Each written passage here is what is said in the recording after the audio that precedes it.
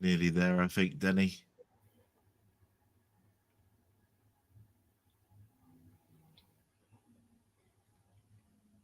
There we go. Right. Hello. Welcome to another Doctor Who stream, I suppose we'll call it. We won't call it the Delboy stream or anything because I've got my good friend Denny with me. Hello, Denny. How are you? Del, I'm not too bad, mate. I've just finished my night shift. Well, I say I finished my night shift at 6 o'clock this morning, but I think I can stop awake.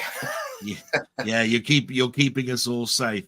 And hopefully we'll have some people come in. I know this is a different day than we did it last time. We did it straight after all the other episodes. Work things happen, don't they? So we'll do what we normally do, and that is introduce ourselves. And I'd like you to introduce yourself first, and talk a little bit maybe about your fanship and about TV in general and all that sort of stuff. So far away. Yeah, I'm not too dissimilar to you, Del. I think that's how we got to know each other very well. My background is mainly in gaming. I was there since the birth of computer games. I've seen it grow up to what it is today. Is it any better for it? I don't know. A big film buff. Up until about middle 90s, and then the film industry, the same as the TV industry, the wheels have come off a little bit. And over the years, I've started a couple of YouTube channels as well, basically for retro gaming. And the one is for general retro gaming, Retro Control Centre. And for my text adventures and graphic text adventures, I run a site called Adventurer's Rest. Not very many videos per year, but time, work, and obviously real life always come into the factors. But I do enjoy it very much. And yeah, basically that's who I am, mate. Right. Well, I always say quality over quantity anyway, matey. And just before I introduce myself, look, I'll just show that we have got someone. Look, Danny's here. Hello, Danny. Right. Hello, Danny. You're feeling okay? Thank you so much. So I'm Delboy. I've been running a blog now for nearly 2 years, where I'm approaching about 10 weeks away, I think, from my second year, my third year coming up, should I say. Little bit like Denny. Love nostalgia an awful lot, I suppose. Rather than call it retro. I always have sort of like one foot in the past and one foot in the future. Always giving things a chance. Don't know how long I'm going to give a chance for. We'll talk about that later on. But I love my computer games. I love my soundtracks. I love my TV. I love the films. Just about everything, really.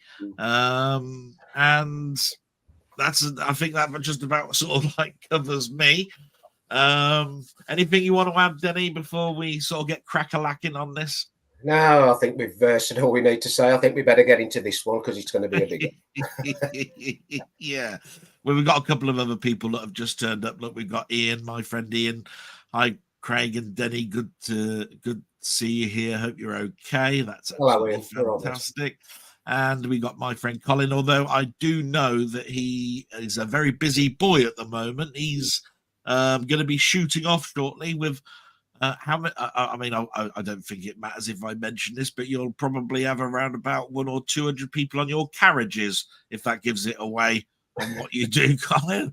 So there you go.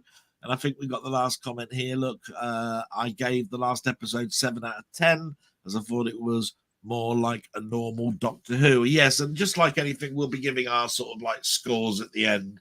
And I think because this is the last of the specials, we'll probably round it up on what we thought as the 3 as general, and then what we might do in the future, if anything. We might think this is so awful, stuff that.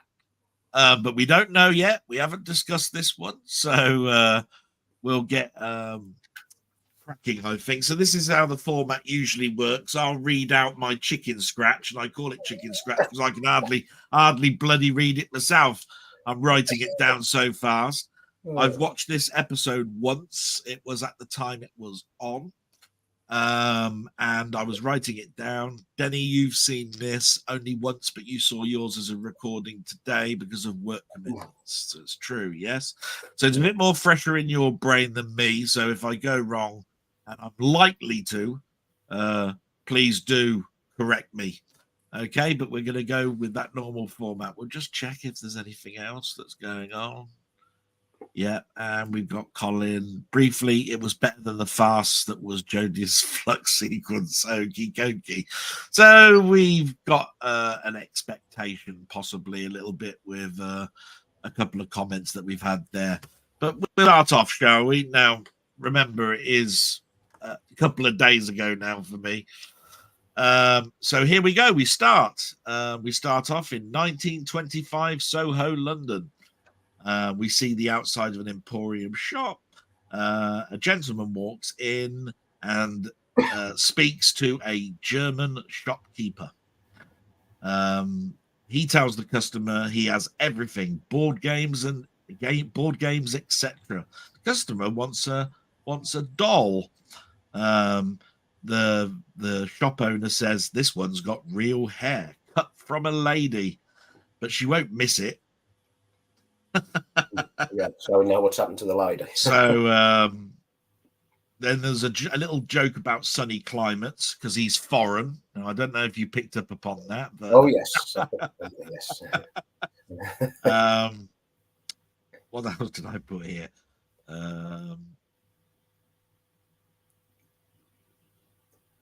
Oh, yeah. So he leaves with the doll from the Emporium and goes to his employer, who just happens to be... Is it John Logie Bear? Is it John Logie Bear? Was it? Well, I put Logie Bear, you see, so I had to remember what the first name was. Bear, isn't it? Then there is a mention of TV. I suppose that's to sort of explain Logie Bear invented the first broadcastable image. The owner,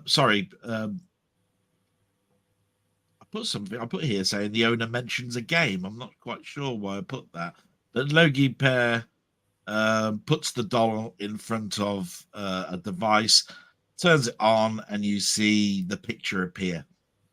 Only it hasn't moved. So Logie Bear mentions it'd be great if it had have moved, and mentions that it will be getting very, very hot in there. The doll starts to burn. Set on fire, cue titles. Now I might have missed a few little bits there and there in that sort of statement, but what did you think of that opening sequence? I obviously mentioned one thing that got me straight away, but so the opening sequence, Soho 1925, lovely opening scene. I love the period, how they've done the graphics, the special effects, lovely. I like that going into the Emporium. The Toymaker, one thing I picked up on instantly, his German accent was awful. I mean, really, really bad. You know, I mean, I don't know why they've done that, to be honest. And then, excuse me, and then I picked up on what you picked up. He was mocking the chap who come to pick the doll up, saying you're used to a sunnier climb. Obviously, it's a line to racism, isn't it? Really, that puts. Yeah, I mean, I could look at it as it's 1925. Well, that's what might have been something that people say as a side joke, as a snipe, as a whatever it is. But I just thought to myself, yes. Moving on. If I sort of in my head, I was going moving on. For God's sake, Russell D. Davis, God. Yeah, I suppose sometimes you can put, excuse me, you can put these messages in, and for the time of period, if them just signed the way it is. I didn't think it was overly done. But then we went on to the television experiment where he put the doll, and straight away, in my mind, the film Saw come into my mind with that doll. Yes, I thought that, but Saw is then. Saw is one of those films that I find a good series, if you see what I mean, and that the doll that's sort of seen has been on front covers of the actual DVDs and Blu-rays that you can buy, and it's synonymous as a symbol, if you see what I mean, with Saw. So I gave it, I looked at it with that and went, that's fair enough. Yeah, I mean, it didn't distract me. It's just the first thing that come into my head, actually. I wondered if that pinched it, but, nothing really. I wasn't too fussed about it, to be honest. Yeah, I actually thought the ventriloquist dog probably looked quite good from the period of the time, 1925. Yeah, It wasn't bad. It had a chunky head, a body that was slightly out of proportion for it, because they all would have been around about that time. I didn't get the real hair, other than you now know that the toy maker has killed the person. yeah, it's killed this. That was all that was. But did he mention it was like ginger hair or anything? I can't quite remember. No, he just said Just real hair, I think. He used to belong to a woman, and then that was that. There was no other mention of. I mean, I just took it the same as you. She was dead. Yeah. Or he played a game and she lost. So yes, yeah. I picked up upon that as well. Being as we know is, I just kept calling it the shopkeeper, because obviously there's no mention at the moment of what his true name is. We know, but this is writing it down as you see it from a first time look perspective. On the side now, with the way they stick comedy into the program, I was expecting that police officer out of Hello to come in and say good morning. Well, yeah. With his terrible German accent, it was that bad.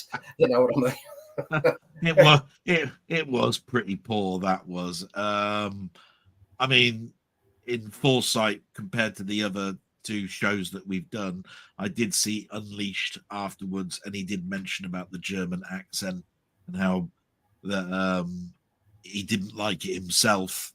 Yeah. Because he's not German. He said, "I'm not German, and here I am supposed to be doing this sort of German accent." But did you find it was difficult to follow him as well? Because I couldn't understand some of the words he was saying as well. That might have been, though. I mean, I'm cleverly sort of like trying to listen and watch and write down, so my brain might have not picked up everything that's being said, which is why I've got gaps in here where I've gone this, that, and the other, and there must have been something in between. Because I said the doll was put in front of a device to make it, that's because what else do you say? A camera? I don't know. I saw lots of dials. Lights, I saw, yeah. A lot of lights. So I'm forever in my head going, what shall I put down here? Shall I quickly? I've got to put them. I can't put camera. I'll put devices. You know what I mean? I'm like that in my brain doing it all. Anything to add before? Because we got to titles. So no, is there anything you want to add? Because obviously we've got things that we need to show, because some people are mentioning stuff already. Let's have a little look. So Ian's mentioned it was the best of the three. However, it's not been good 60th anniversary celebration, miles apart from the 50th. So obviously we'll come to our conclusion at the end. Obviously, I don't know if Ian will be here at the end, so we recognize that, Ian. What your actual feelings are about all three as well, which we will do towards the end. Colin has put, that was a nod to the first Toymaker being terribly racist, but you can't get away with that on today's TV in full. Well, yeah, we need to sort of explain that. I think we both have seen the Toymaker episodes of William Hartnell. It has actually going to be released again in animation in the next couple of weeks. I have actually ordered that, but then again, I order all of the steel books that are Doctor Who. He was dressed up like a Chinese man, but it was an English actor.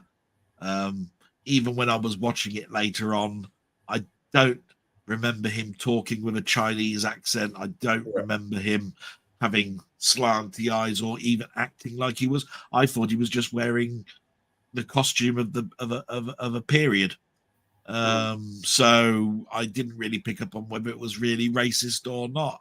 Others have mentioned it, so others must think that. So again, this is me being brutally honest, that I'm not looking for things that show that they're trying to backtrack on racism, or that there is woke in here or political correctness in here. It's just what I pick up, which is why I picked up about the sunnier climates thing. I mean, it was pretty obvious. It's not like I'm listening out for it going, look, there's another one of them political correctness type things, because I don't do that. It's just if I pick up upon it, and I have to be honest with myself when I say it. Colin then put, Unleash has a few insights into choices made. Yes, it did. Yeah. So I did watch it. And, you know, when it comes to these unleashes, I used to love it back when it was Doctor Who Confidential. The unleashes a little bit less so, but I'm not quite sure why. They, you know, they're doing exactly the same thing as they did last time.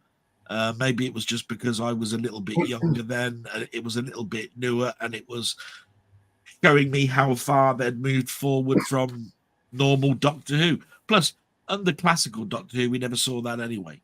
Yeah. So it was not. It was always nice to have, if you see what I mean. So that's all of the stuff that's been told so far. So we'll move forward from titles, shall we? So we're moving forward to today. Lots of destruction going around. The Doctor's walking. Asks a stranger some questions. He says he can't drive. He says he has paid for the use of this road, and the Doctor starts dancing with a formally dressed man.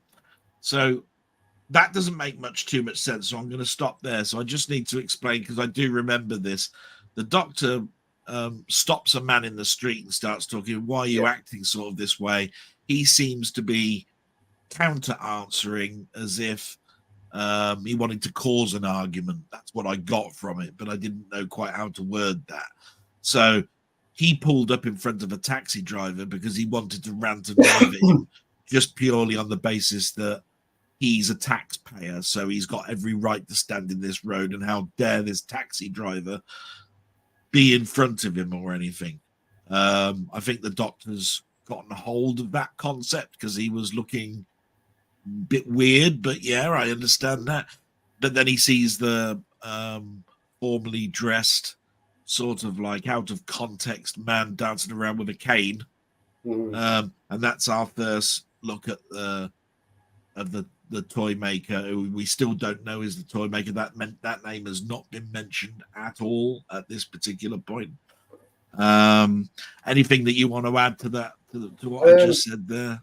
No, I don't know whether that particular scene where the man was, I'm right, you're wrong, is a nod to today's society of, you know, the way. Well, I just see the way society is nowadays. It's like the bickering on social media. I'm right, you're wrong, and there's a lot of two camps. You know, whether it's a nod to that, I don't know, but it seems to tie into me. I thought so as well, and I'll tell you the reason why. Because you could have done an argument in any way, shape, or form. It could have been two people trying to grab hold of a spade that was, you know, and then dragging it back and forth to each other, saying, "No, this is my spade. This is not your spade." Well, it is my spade because I got there first. That's an argument. This one was about a road and all that sort of stuff, and there is road rage and all sorts of stuff. It was a thing of it, a thing at the time, you know, that anybody could have an argument about anything and how people perceive things. So I thought, yeah, it's all right. That wasn't too bad. Is it a nod to Doctor Who fandom as well? Because you've got one side, it's more like the classic side, first bit of the New Who against what's coming out today. Is it a possibly there could be a subliminal message? It would have escaped me at the time. I mean, the more you watch these things, the more you get the writers' thoughts on these things, I think. And like I say, I've watched it once. I haven't watched it again. At the time, I just thought the Doctor is trying to find out why all this chaos is going on. And at the moment, the only thing he's got to go by at the moment is this conversation that he's got with this guy. Yeah. The taxi driver, I don't think, has even got out the taxi. Believe it or not, I think he's just stuck in there. And this guy's just ranting and raving. So, because it's funny, like, I mean, I don't want to give too much light in the episode, but there is an actual comment, a statement made about cancel culture. So, whether it ties in, and the actual part where he sees him, you know, waving to him like that across the street, at that particular point, I'm thinking the Doctor's starting to, for me, it's as though he's starting to think, I wonder. Well, yeah, I mean, at the end of the day, if I saw a bloke like that standing out as obvious as he did, and this person's calm as well, I'd be thinking, are you the antagonist of all of this? Because why are you acting like this where everybody else is acting like so aggressively? Because that's the word, aggressively. This guy is not aggressive in any way, shape, or form, and it's a total opposite to everything that's going around. It sticks out like a sore thumb. So you've got to think, well, you know, unless I'm going to find another one like you a little bit down the street, you're the person that's probably causing half of this stuff. I don't know, but I would have certainly said, you stick out like a sore thumb, mate. So we'll just see if anybody else has said anything. Here we go. Ian's mentioned, look, in an interview, Russell T Davies talked about cultural appropriation with regards to the Celestial Toymaker, typical of his use of language and terms now. Yeah. I mean, all of these sort of things I can sort of like see, but I think the cultural appropriation is minor at this particular point. I think it's more emphasized later on. You know, at the particular stage that we're talking about here, all we've seen is a bloke trying to do a fake German accent, a particular point in time where the first broadcast was done, and a load of destruction going on and an argument going out on the street, and the same bloke that the doctor wouldn't have picked up upon, dressed up in Nine Tails, dancing about. So I don't know about cultural appropriation at this stage, but I definitely get that vibe. Yes, Ian, through this, I think you're quite right, but we'll get there, I think, in a bit. But keep those coming because they are important pieces that tie up the whole on this, and that's where we value your opinion as we move through this. Del, there was one more thing about that scene as well. That scene, correct me if I'm wrong, included Wilf. The last part we saw of Wilf. Well, we didn't actually see Wilf. It was just a more of a, I've got to get my granddad out of the way. Yeah, I think it's a little bit later on, because what I've written down, and I'll just carry on now from here. It says the doctor dances with the well-dressed man, and Unit suddenly arrives, and this is where we're getting to the bit where you're talking about. So Unit arrives. Unit takes Wilf away. The dressed man waves at the doctor. The next scene we see is the doctor in a helicopter. And lands on the unit roof. You want me to stop there so that you can add anything to that? But that's the Wilf part and the yes. I mean, they've done a voiceover. I believe they used the audio of all what he said before, put something together. It was just one quick line, and we never saw him again. Well, I had seen this sort of like in a clip before, even before Star Beast, and I thought the special effects are quite good here. The thing I didn't see at the time, which I thought was quite nice, though, was the TARDIS was being carried underneath the helicopter. Oh, yeah. It looked really good with the distance of London as it was. I always think the unit building looks too much like Marvel's Avengers building. You know? It does, but I love that. I love the special effects as they go over, and now I actually quite like that, a proper headquarters. But I totally agree. It's like like a Marvel crossover, but Disney. So yeah, it's Disney as well. Yeah, so we have to do that, and we've got a special little web link that I need to put up shortly, so I'll do that. Which Colin kindly gave us, where he's got an overhead shot of the actual unit building where it was actually filmed, which was really, really nice. In fact, actually, why not do that now? Because we might as well.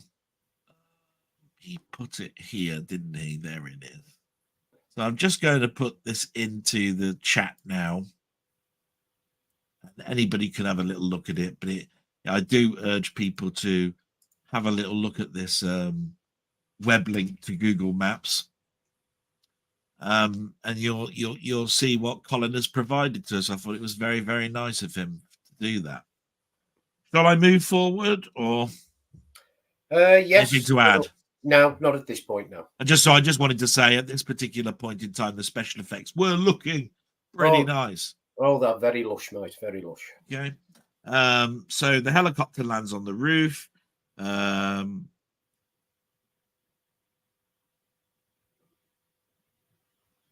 Oh yeah. So Kate Lethbridge Stewart, isn't it? It is Kate, isn't it? Kate Lethbridge Stewart heads towards the helicopter. And the doctor starts asking questions about how do we fight the human race, and then walks into the unit building, and the doctor meets an old companion, Melanie. Correct so far? Yeah. Yeah. I don't think there's much more to go for before we stop. I see what I mean. I'm trying to read my writing here. Red. Oh, there's a mention that he's not the first redhead. So I did mention there was a comment mentioned here about redheads because Melanie's got red hair.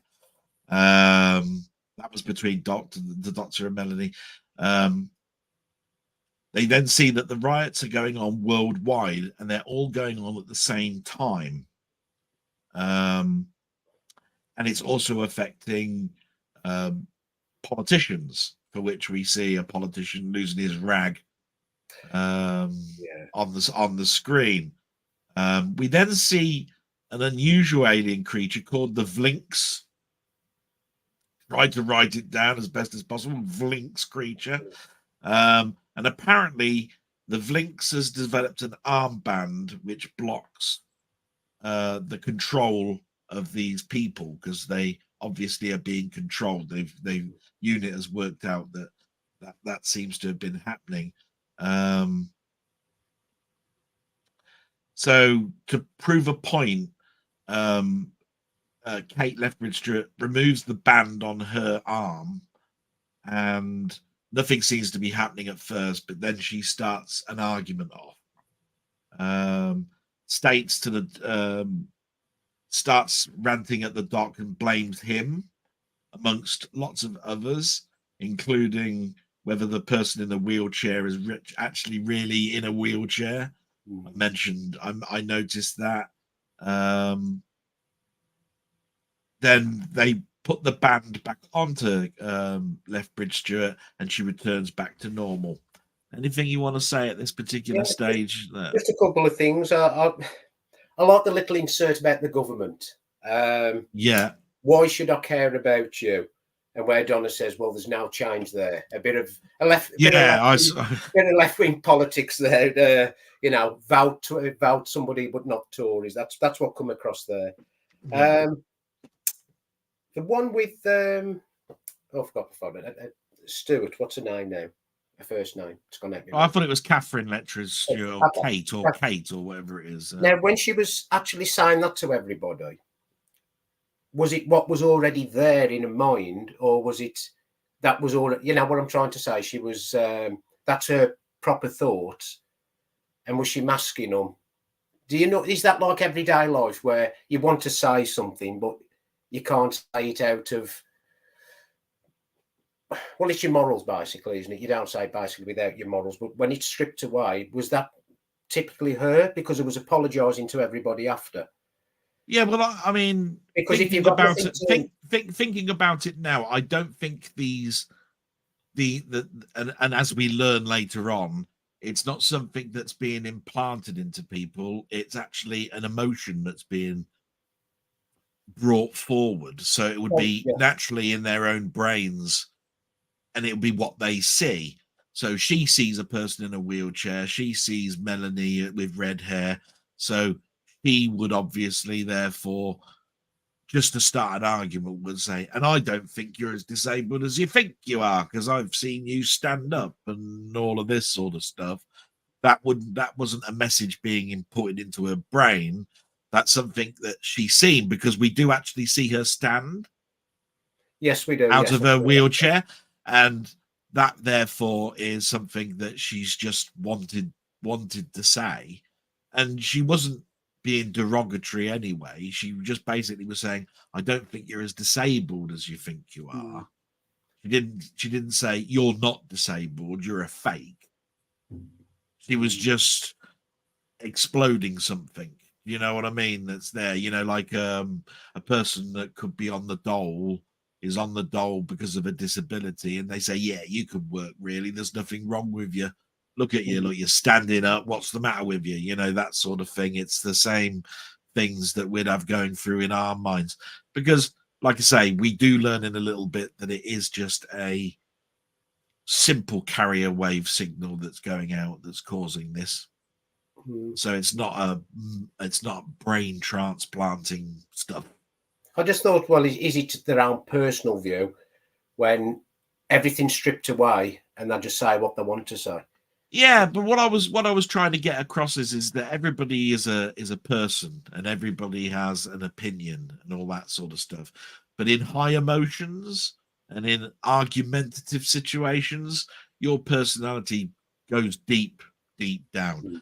I've been in arguments just recently where everything, including the kitchen sink, is brought in that you'd never even think about, you know. You know, because it's that old adage, if you throw enough shit, some of it'll stick type thing. You know what I mean? And this is obviously something that's enraged everybody to the point where they're nearly having fisticuffs.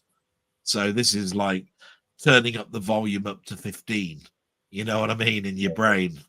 And from that point of view, you might not even naturally think about it, but at the volume level of 15, you're just ranting and raving and saying whatever you want, whatever you're seeing, you know what I mean, without even knowing that you're being racist, cultural, diversive, or anything else. Do you know what I mean? So I wouldn't even look at it as bad writing in this particular instance.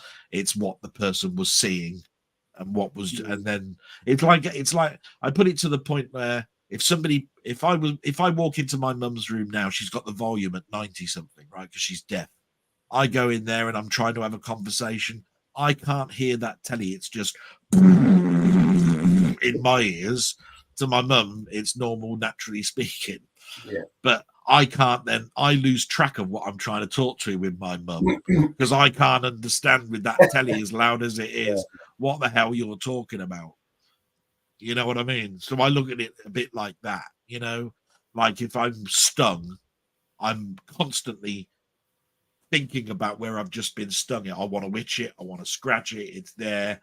Yeah, it's a small little lump on your hand compared to everywhere else in your body, which is perfectly fine. It's that sort of thing. It's irritating. Okay, you know what I mean? I think we've got some more comments because we were talking about that for quite some time. I'll catch up from here in the next few days, but enjoy the review and I'll catch you again soon. Thank you so much for joining us, Colin. That's absolutely wonderful of you. See you later, Colin. He's given us a hand clap as well. Such a nice guy. Honestly, Denny, at some point we'll do more of these and we'll invite people on. He does come on. And his channel, by the way, please sub to him. Some great stuff there. And Ian has basically put here, sometimes in arguments people say things that they don't mean. It's used as a weapon in the emotion of the situation. And that's, you know what, Ian, I wish you were on here because you probably just explained it in one sentence what I took me about 10 minutes just now to try and portray, which just shows how shit a communicator I really am and how much I've got to learn from you, I can tell you. But I think we're going to get moving on because unless you've got something to add.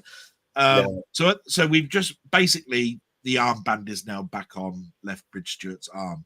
She apologizes to everybody, including wheelchair. I called her Wheelchair Shirley. I think her name is Shirley. Yeah. She's in a wheelchair. I've called her Wheelchair Shirley. That's not very good, is it? The Vlinks, that's it. Creature says it's natural, not artificial. This is about the signal, I think. So he's saying we've tried to detect what this is. It seems to be a natural thing, not an artificial thing.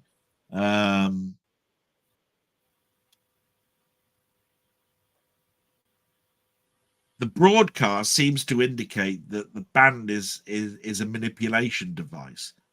The doctor asks, has anything happened before this occurred? And one of the unit scientists explains that 2 days ago there was a satellite launched, but they checked it and there was no hidden carrier wave in it. Donna says what if it's a tune that's coming out of this satellite? Melanie starts talking about, yes, it's a musical palindrome scale. And I do know what that is because I mean, obviously, when you study piano, you understand what a palindrome is. So, so I got that. Do you want me to stop here, or have you got something that you want to add at the moment? No. The doc then says it's not a musical scale, it's actually a laugh, and cites the very first broadcast signal that came from history. Doc says it seems to be hidden in all TV signals. The doc shows the signal on all the TVs in the unit's headquarters. The question is raised, who could do this? The doctor deliberates the question. It seems to only affect humans as well, and it seems to bring out the savagery in humankind. Let's see, Doc. We seem to be manipulated like toys, he says, and the doc asks. The doc gives the permission to blow up the satellite because the satellite couldn't be blown up unless it was from an authoritative figure, and the doc apparently has the authority to give the authorization to blow it up. And I think it's because he's thinking it's otherworldly. So being an ex-scientist of UNIT, which I take it means he's active as soon as they come across him, he seems to have the authority. But that's a guess. I had to guess that. Yeah, I mean, I must admit, I put down. She has the doctor's permission to destroy the satellite. And I said, since when has the doctor had that kind of power? Because, I mean, I suppose I'm going back to Lethbridge to the original. The doctor didn't have any power there because he was always against them, your guns and, your killing and all that. So, since when, I don't know. I mean, unless I've completely missed something. Yeah, but I mean, when I look at that, I think what I was deliberating there was that he has been the scientific advisor all through Classic Who. He'd have never have had that power, but when he's come back and there has been UNIT involved, I think that they've recognized that there's all this alien technology around and all of this sort of stuff. There was that Torchwood mention, where they set up Torchwood actually to protect against the Doctor. It was from Queen Elizabeth I, wasn't it, or something? It was a story, wasn't it? But I think in all of those stories, which I would have to go back to because I'm less familiar with those stories than I am with watching My Classic Who, something has happened where he does seem to have that authority, and it might come from even the very first episode of David Tennant where he put a persuasion and says, doesn't she look tired? All the way from that point, where he got the Prime Minister outed just by mentioning a couple of words. I think he's had that type of power to turn around and say, if it's otherworldly, you can basically go with his authority to blow it up, destroy it, whatever. I said there was but it is a leap of faith. I have to say, it's a leap of faith with that comment. So, I mean, there was a couple of little points before that as well, because this was the third point up. But before that, the doctor said that he was looking for the puppeteer. Something's coming back, and it's at that point I think he knows. Yeah. But before that, did you catch the part with the message again with Donna? About the might have done. I haven't written down anything other than I did. I don't remember. I do remember from this point on that we are going to talk about, because he does say, where does that transmission originally come from? And that's when they go back in time. But that's the next sentence of me moving forward. So if it's about that, we're going to come to it. If it's before that, I can't quite remember. Well, it was a couple before that. That talk about the song that it had done with the daughter. And then right. Donna pipes up about her daughter, and it says, I can't remember what it fully says, but he'd have to, it's about pushing the message again that her daughter's transsexual. And Why do you need Right. to? Well, I don't care. I really don't care. You know, it's There is a big deliberation in regards to whether this is a song, which Melanie says it's not a song, it's a scale. Then they show the instruments. It's not the instruments, but the motif, where you actually see this is just a scale, you know, da da da da da da, which is a palindrome scale. The Doctor then turns that leap into it's not actually musical, it's a laugh, like ha ha ha ha ha ha. I don't know where that leap comes from, because if somebody starts talking about music, I think my brain instantly thinks music, music, music, music. I don't start thinking about any sound effect, and it makes it up. But he's done that leap, so we have to explain. His brain is obviously going a million times faster than mine, and he's managed to leap from something that makes musical tone into being a laugh. So I don't know myself, but I can see that somebody would come to that conclusion eventually. But I would have. This thing is having to move at a million times an hour very quickly, because it's only got 65 minutes to tell the tale. Where if this was real life, somebody might have had that leap probably in a second meeting to discuss it. You know what I mean? Rather than 30 seconds, 20 seconds later to digest it all. Yeah, because you're on about shooting it, and then then obviously the next bit as well. Yeah, but so I suppose we'll move forward, and it says so they deliberate about the first transmission, and when was the first transmission? What date was the first transmission on? What have I put here?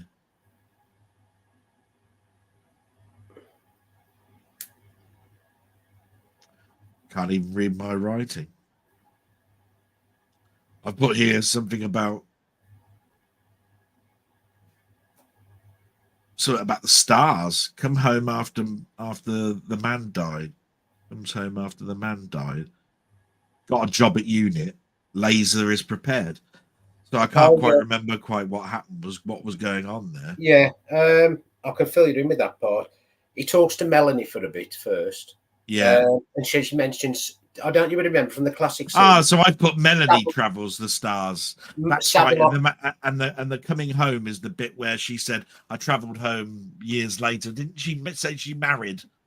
Yeah, she mentioned the classic series character, Savalon Blitz. Yeah. So she mentioned him, and then it joins up with Donna, and she's offered a job, and she says, how much is it? 60,000, and she says 125 weeks off. Yeah, I've got that bit later on, just a bit later on. Yeah, that's where we're on to. So what I couldn't read was Melanie. I've got Meliev travelled the stars. What the hell? And that's Melanie. Melanie travelled the stars. Came home after the person had died. Got a job at unit. The laser is then prepared, and Donna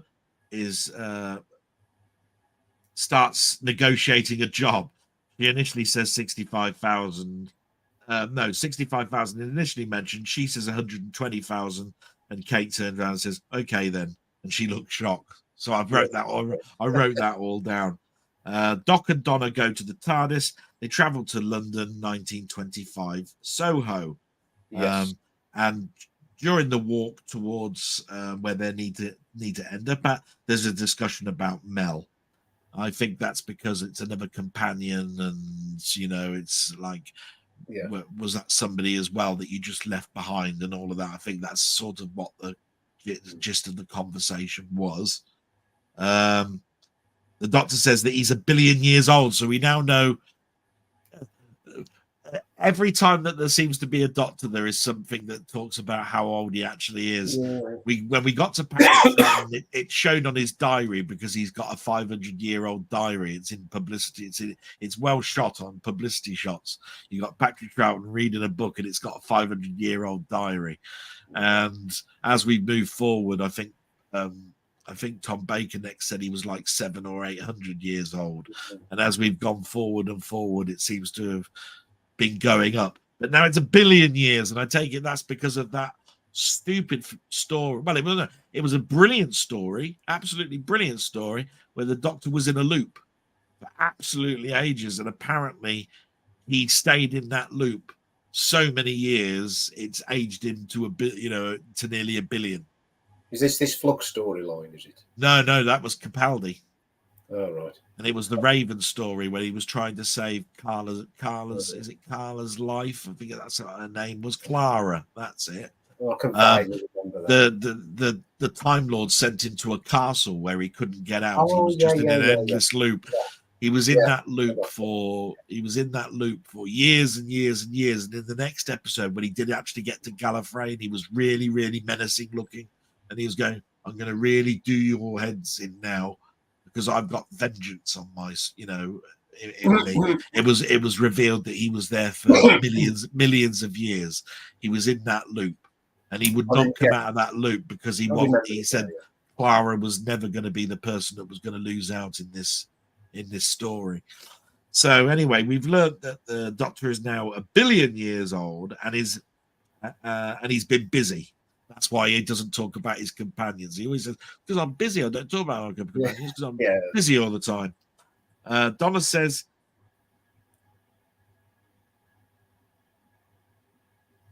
is staggering along with his old face. So I've put staggering. So there must have been a word there that was used. Yeah, them setting something up for later on where more or less he's tired, and that's what comes across to me. He's wore out and he's tired.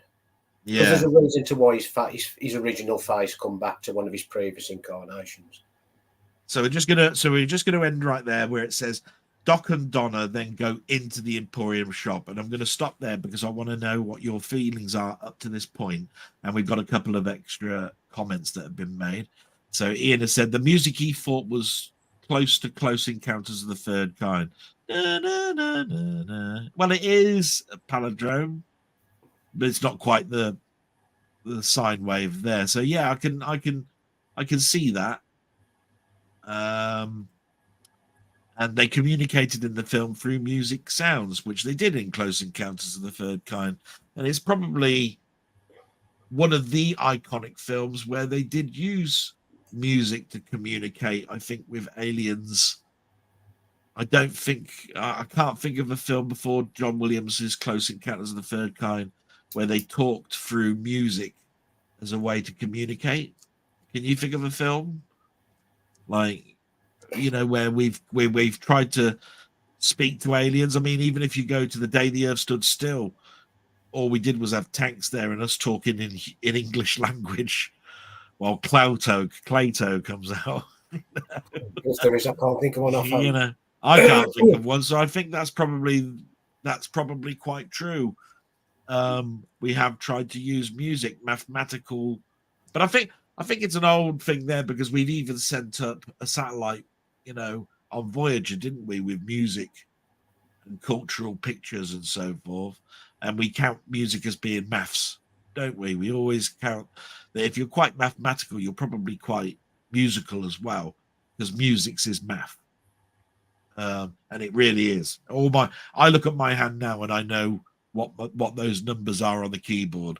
That's my fifth, fourth, and you like that. And when they say move your hands across, and your number, your number 2 goes over the C key, that's talking about that finger. You are taught piano in that way, so it is maths.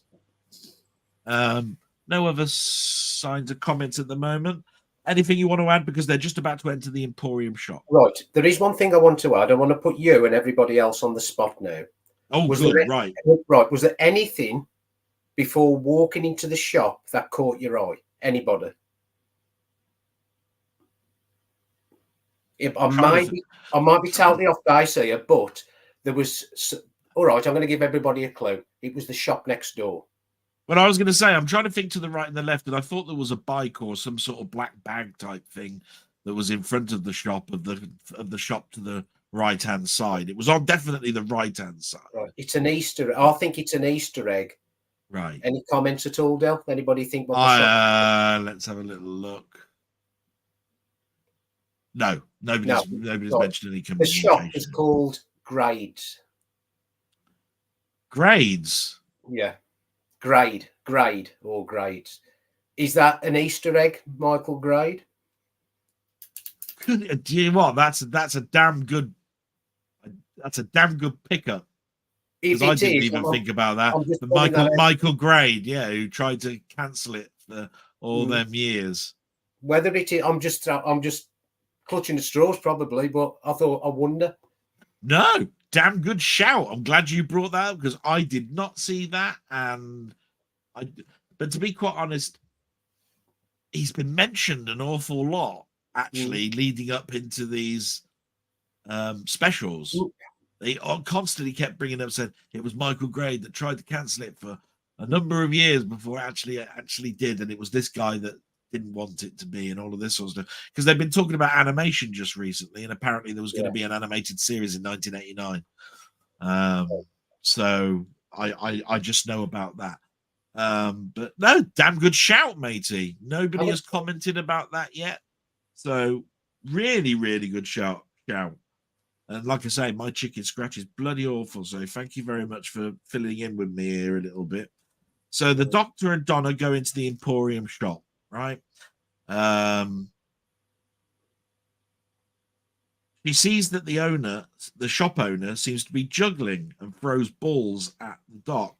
The owner identifies that you are Donna Noble. So this character, which we still haven't heard his full name yet, has identified Donna immediately. The Doc says for her to go back to the TARDIS. Yeah. The owner says he recognizes him. The Doc then turns around and says, "You're the Toymaker." Yeah. So we now know at that particular moment, which is, I think, fairly well done. It's said in a way that's quite menacing, quite dark, and oh my God, Donna, you better run, because even with the way that he said it, it sounded like this is cloister bell time. Thing. And I got that vibe. The moment that he said Toymaker, and you saw the reaction on the Toymaker's face with that sort of like smile. And at this point, I have to turn around and say that his name is it Harris Smith? I forgot what his name is. Thomas Harris Smith or whatever his name is. I thought he was really good acting here, because with just a smile you saw a menace. Do you know what I mean? He's a very famous actor, and he was in How I Met Your Mother and a number of other things, I think. But at this particular stage, I thought he hadn't done brilliantly, but until this point, he really did do well, I thought. So he then mentions that the second game could be hide and seek. And he chases behind the counter, and the Doctor chases after him, not realizing that Donna has followed suit. The door shuts. He looks back and opens the door, and they're now in a maze. That's what I put. That's it. Somebody's just mentioned it's Neil Patrick Harris. There you are. That's his name. And he is, I must admit, I've seen him in a number of things. He is a good actor, by the way, Denny. If you ever want to know, I've seen him in something before. Yeah, I have seen him in something before. So the Doctor continues to move forward with Donna, but they now seem to be split apart.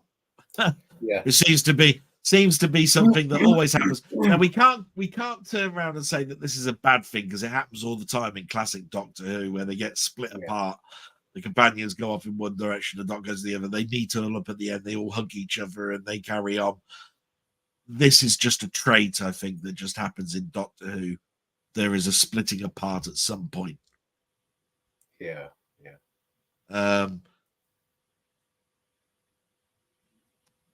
The Doctor is talking to Donna through the panel work, and says that all laws have gone with the Toymaker. I think what he's trying to do is portray to Donna about who this guy really was.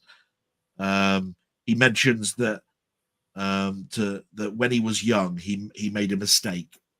So this is where he was talking about Young and William Hartnell.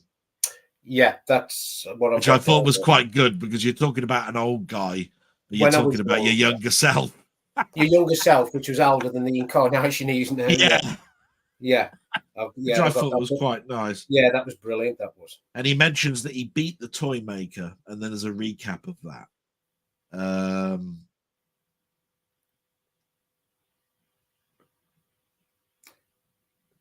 I read what it says here. Doctor's own something is on show here. I've put. Don't know what that meant.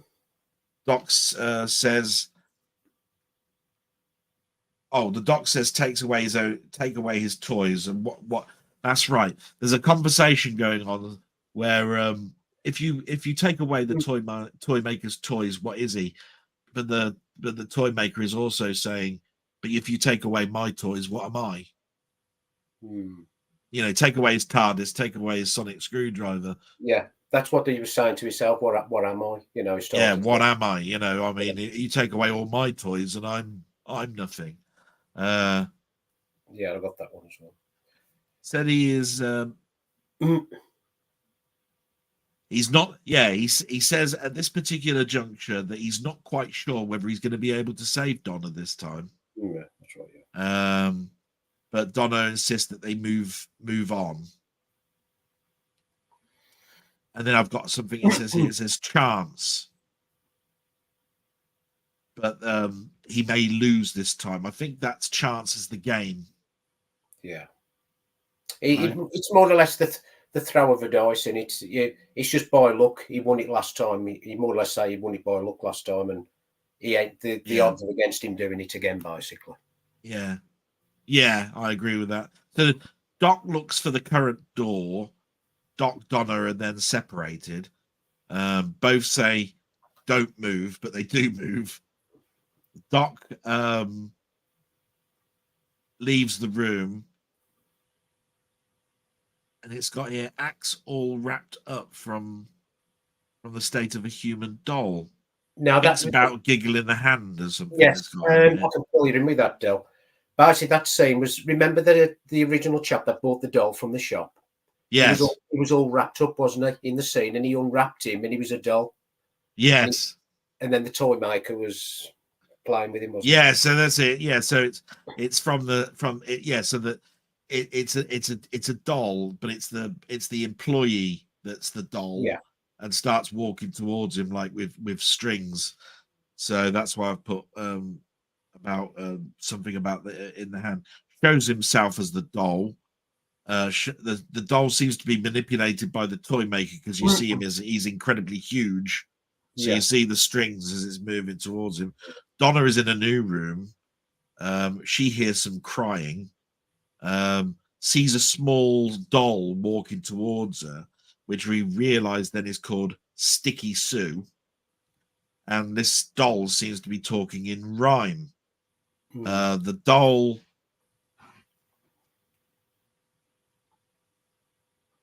then dolls suddenly start coming from the ceiling to attack Donna. Donna says the dollars are goner. Yeah. Donna, goner. Yeah. Attack Donna and you're a goner or something like that. Yeah, which I thought was quite clever. Yeah. And the dolls retreat. Now I'm going to stop there because we've also got some comments. But all of we've talked about a huge section here, and I know it sounds very broken up, but just to put it in simple terms, they went into a maze. They did get separated. The doc came across the employee that was manipulated by the toy maker. You can see him in really huge. Donna is separated, and she seems to be being attacked by small dolls that he overcomes. This is another trait of Doctor Who, seeing both of them strong-willed enough to actually protect themselves, which I think is more is not uncommon in classic Doctor Who. I wanted to make it perfectly clear that I don't think that that's a new thing, because they have mentioned in the past that women was very stereotypical in Doctor Who, that they just screamed. But there were a couple of very strong characters. I want to make sure that people understand from my point of view. Sarah Jane was very strong. You've had a number, pretty much from John Pertwee onwards. I think you could turn around and say women have been given more than just screaming and running to do. Joe Grantley. Yeah. So as far as I'm concerned, this is not an overemphasis. This is just a reenactment to show that Donna is a very strong-willed person and she can take care of herself. I've got nothing else to say other than the special effects here again were really, really good, especially the small dolls for Donna. I thought that was done better than the large doll of the Toy Keeper. I thought that little doll moving along and the creepiness in the voice and it walking forward with those coming down were incredibly well done. Probably the one effect where I turned around and went, that to me was great. Probably the best effect I've seen out of all the three scenes so far was that scene in a nutshell. That's where the money went, in that one scene, from my point of view. Yeah, lovely. I think there's only I want to backtrack a little bit. Again, I'll pick something up. I don't know what he's been thrown in there. When he was in the shop with the Toymaker and he knew who he was, and he says to him, "We meet again, Doctor." Yeah. That sentence, I don't know whether it was exclusive to him, but wasn't it? This comes back to me from Earthshock now, where the cyber leader had caught the Doctor. Oh, yeah. It was obviously their catchphrase was excellent, and then they always used to say to him in the worst possible Cyberman voice, "We meet again, Doctor." Oh, yeah. Is it a throw? I mean, I'm just putting it out there. Is it a throwback to that again? No, but I always do like it because they always try and say Doctor in a menacing way. Yeah. And every one of them, and in fact, when the regenerations were occurring between Tom Baker and Peter Davison, and even when it was going to Colin Baker, you saw the swirling heads. Yeah. They all were saying, "You must die, Doctor," and "We meet again, Doctor," and all of these sort of things. And then you hear the companions going, "Doctor, Doctor, Doctor, Doctor, Doctor," and then suddenly he regenerates. And it's that. How many times can you say the word Doctor in different ways? But it was all, for me, that was always the Cyberman saying it, "We meet again, Doctor." Yeah. And I just, that's when you'd have had the titles. Yeah. Wait until the next week. I think the only other thing, right now, they got trapped in the maze, and I know it's because it's for the plot. a bit lazy as far as I'm concerned. He knows them locked in this maze, so he rushes through the doors and gets locked out. Now, somebody who's intelligent, that he makes sure they've got through before they shut the door. It's lazy scripting. I'm sorry, but to get the plot moving, he's used it. What can I say? Anything more than that, really? No, I can see that. I mean, I must admit, I don't always look behind me when I'm going through a door to close it. Somebody's rushed forward. You don't know what you're supposed to do. You chase after that person. I don't know whether I've slammed the door so fast that and then closed itself shut or whatever. But it does seem to be that all of these doors seem to be on very, very good hinges because they always bloody close behind them. And I must admit, he knows he's opening the doors. It's leading to different areas that could get separated. So I just think that was a lie. I meant personally. No, and I'd agree. I think lazy. It's lazy. I think there's better ways of doing it, and I think they've done it too often that you should now start thinking a bit more intelligently. Yeah. And when you're up against a malevolence like this person, you'd think you'd be treading more carefully than you actually are.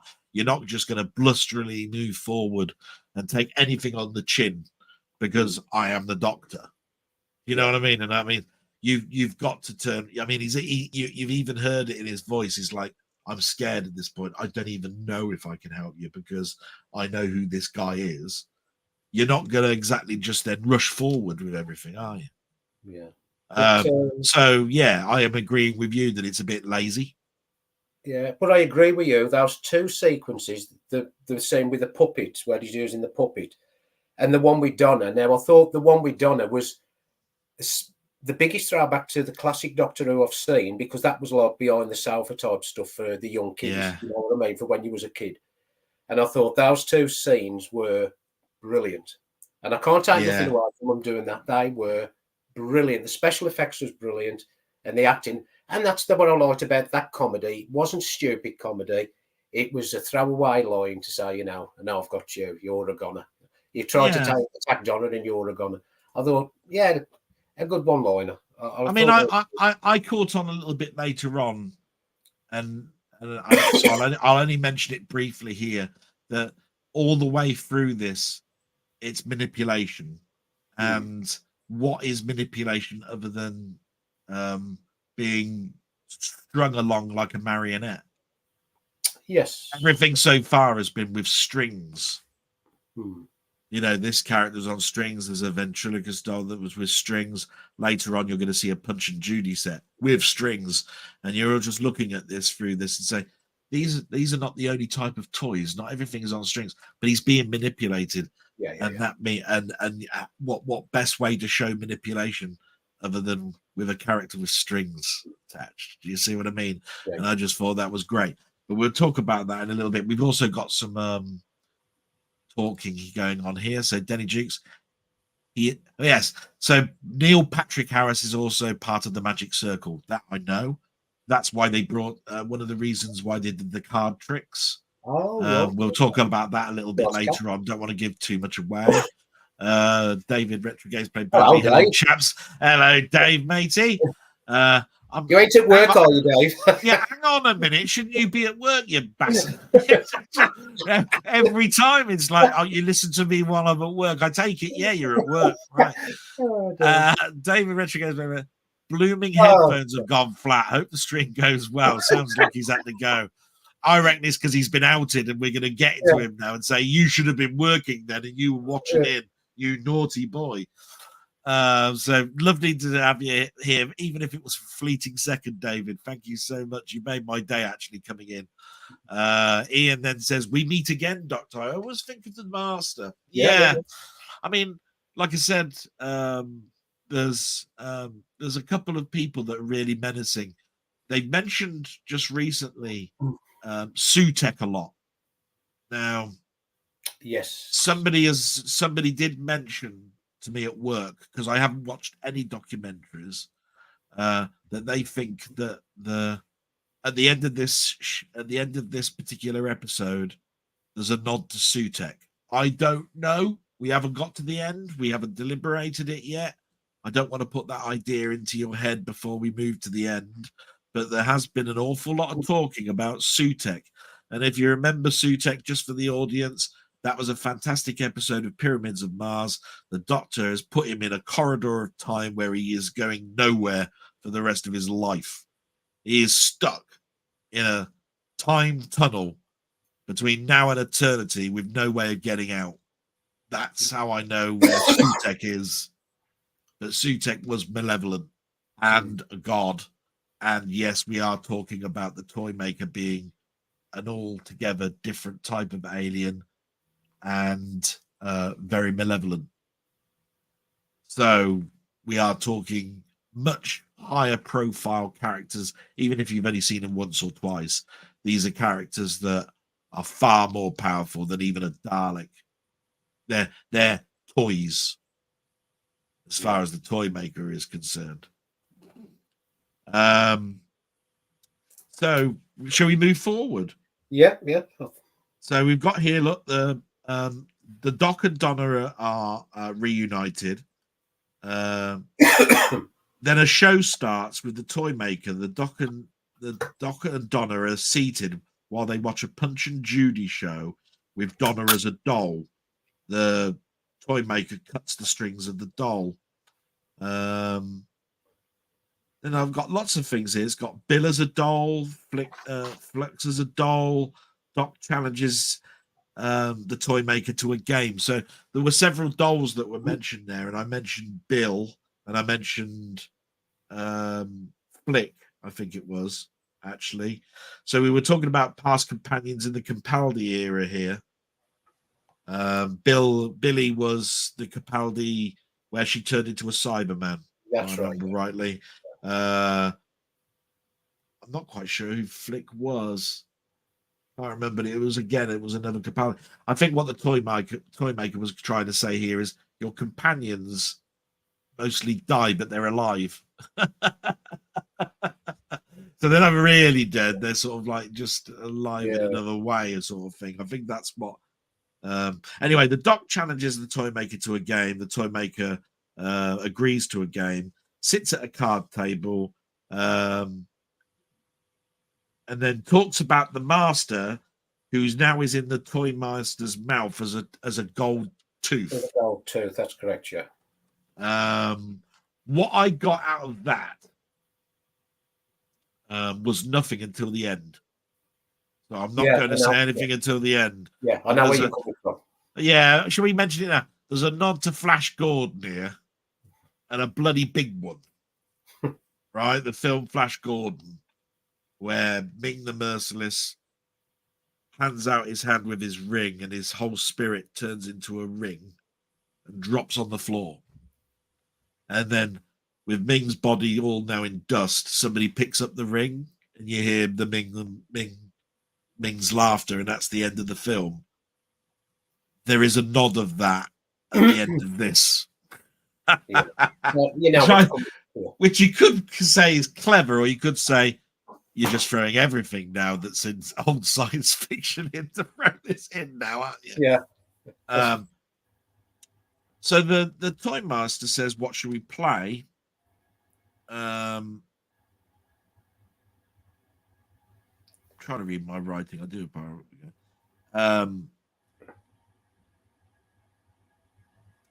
They decide to. I mean, I've written a line here which I don't understand, but I do know that the Doctor agrees to play a card game, even though that Donna believes he can cheat. So the understanding is the Doctor doesn't believe the Toymaker would cheat because he's a god and he sticks to the rules of the game, is what he's trying to get at. But they decide they're going to play high card wins, which I think everybody can play that game. Bloody hell, it's not exactly like a game, really. It's chance, which is where that chance comes from that we heard earlier on. So the Doc picks up an 8 of spades, and the Toymaker picks up a king of hearts, so he wins.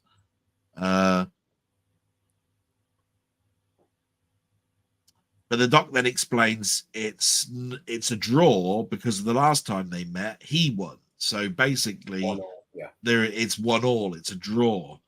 And then I've put here, Doc and Donna then run. They run out of the building, and the shop implodes. And it does implode. It sort of like folds in on itself. Yeah. I thought that special effect was pretty flat, actually.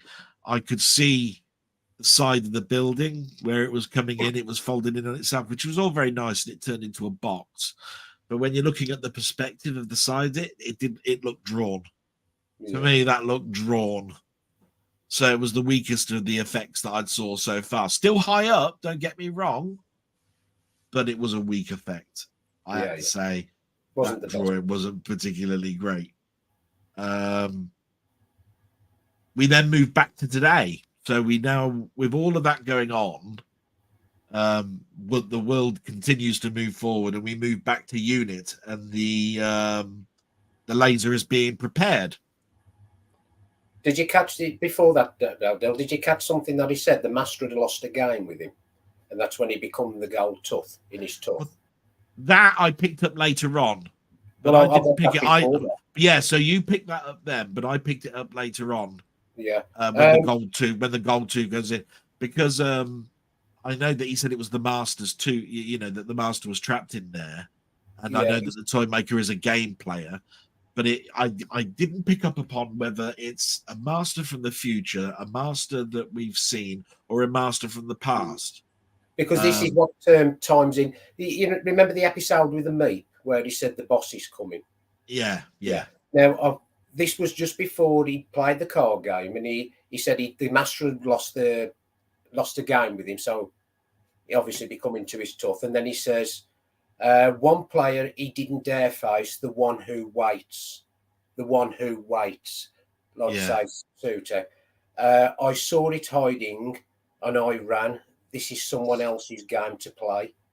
And then he mentions, this is what they mentioned about the human race, they shout and cancel. And obviously that was Right. another reference to social media, I think again. Yeah. So again, I think they mentioned this big boss, whoever it is, whether it's a longer over arcing thing for next time, I don't know. Yeah. And like I said, I've only heard the word bandied about Sutek an awful lot. And I picked up upon this episode that there's even somebody bigger than the Toymaker. But the thing that distracted me about the Toymaker all the way through this story, and it comes up a little bit later on when there's a big dance routine, is that this guy is very much like Q. Yeah. A child who doesn't like one-upmanship on himself and wants and is malevolent because he considers everybody to be like ants. Yeah. But it's childish. It's almost like the Star Trek episode where did they call him Trillion? Was his name, or his name began with T? It was in the very first episode, very first series, where you had they landed on a planet. There was a big castle. There was all of this fancy stuff around, and there was a malevolent person who could manipulate energy all over the place. You found out later on that it was behind a mirror that was behind him. But actually, he was a little boy, and it was his mum and dad playing he was in his own garden, and he said, "Oh, I want to play with my toys. I don't want to go away," and all of this sort of stuff. And this was a 40-year-old man. We all the way through this, we were thinking that this was a malevolent man. What it actually was is that the Enterprise might as well have just been ants in a garden. All you needed was a big magnifying glass, and that's all that'd have been it. You know what I mean? Yeah, I mean, it's more or less, he's like, well, I suppose not in the same way, but more like Vija. Vija was empty, but it was malevolent, but not meaning to be. The Toymaker, I don't think is necessarily evil. It's just that's just the way the character is. The overtones to me is he's a brat. Yeah. But anyway, so the laser is fired and it destroys the satellite. The doc,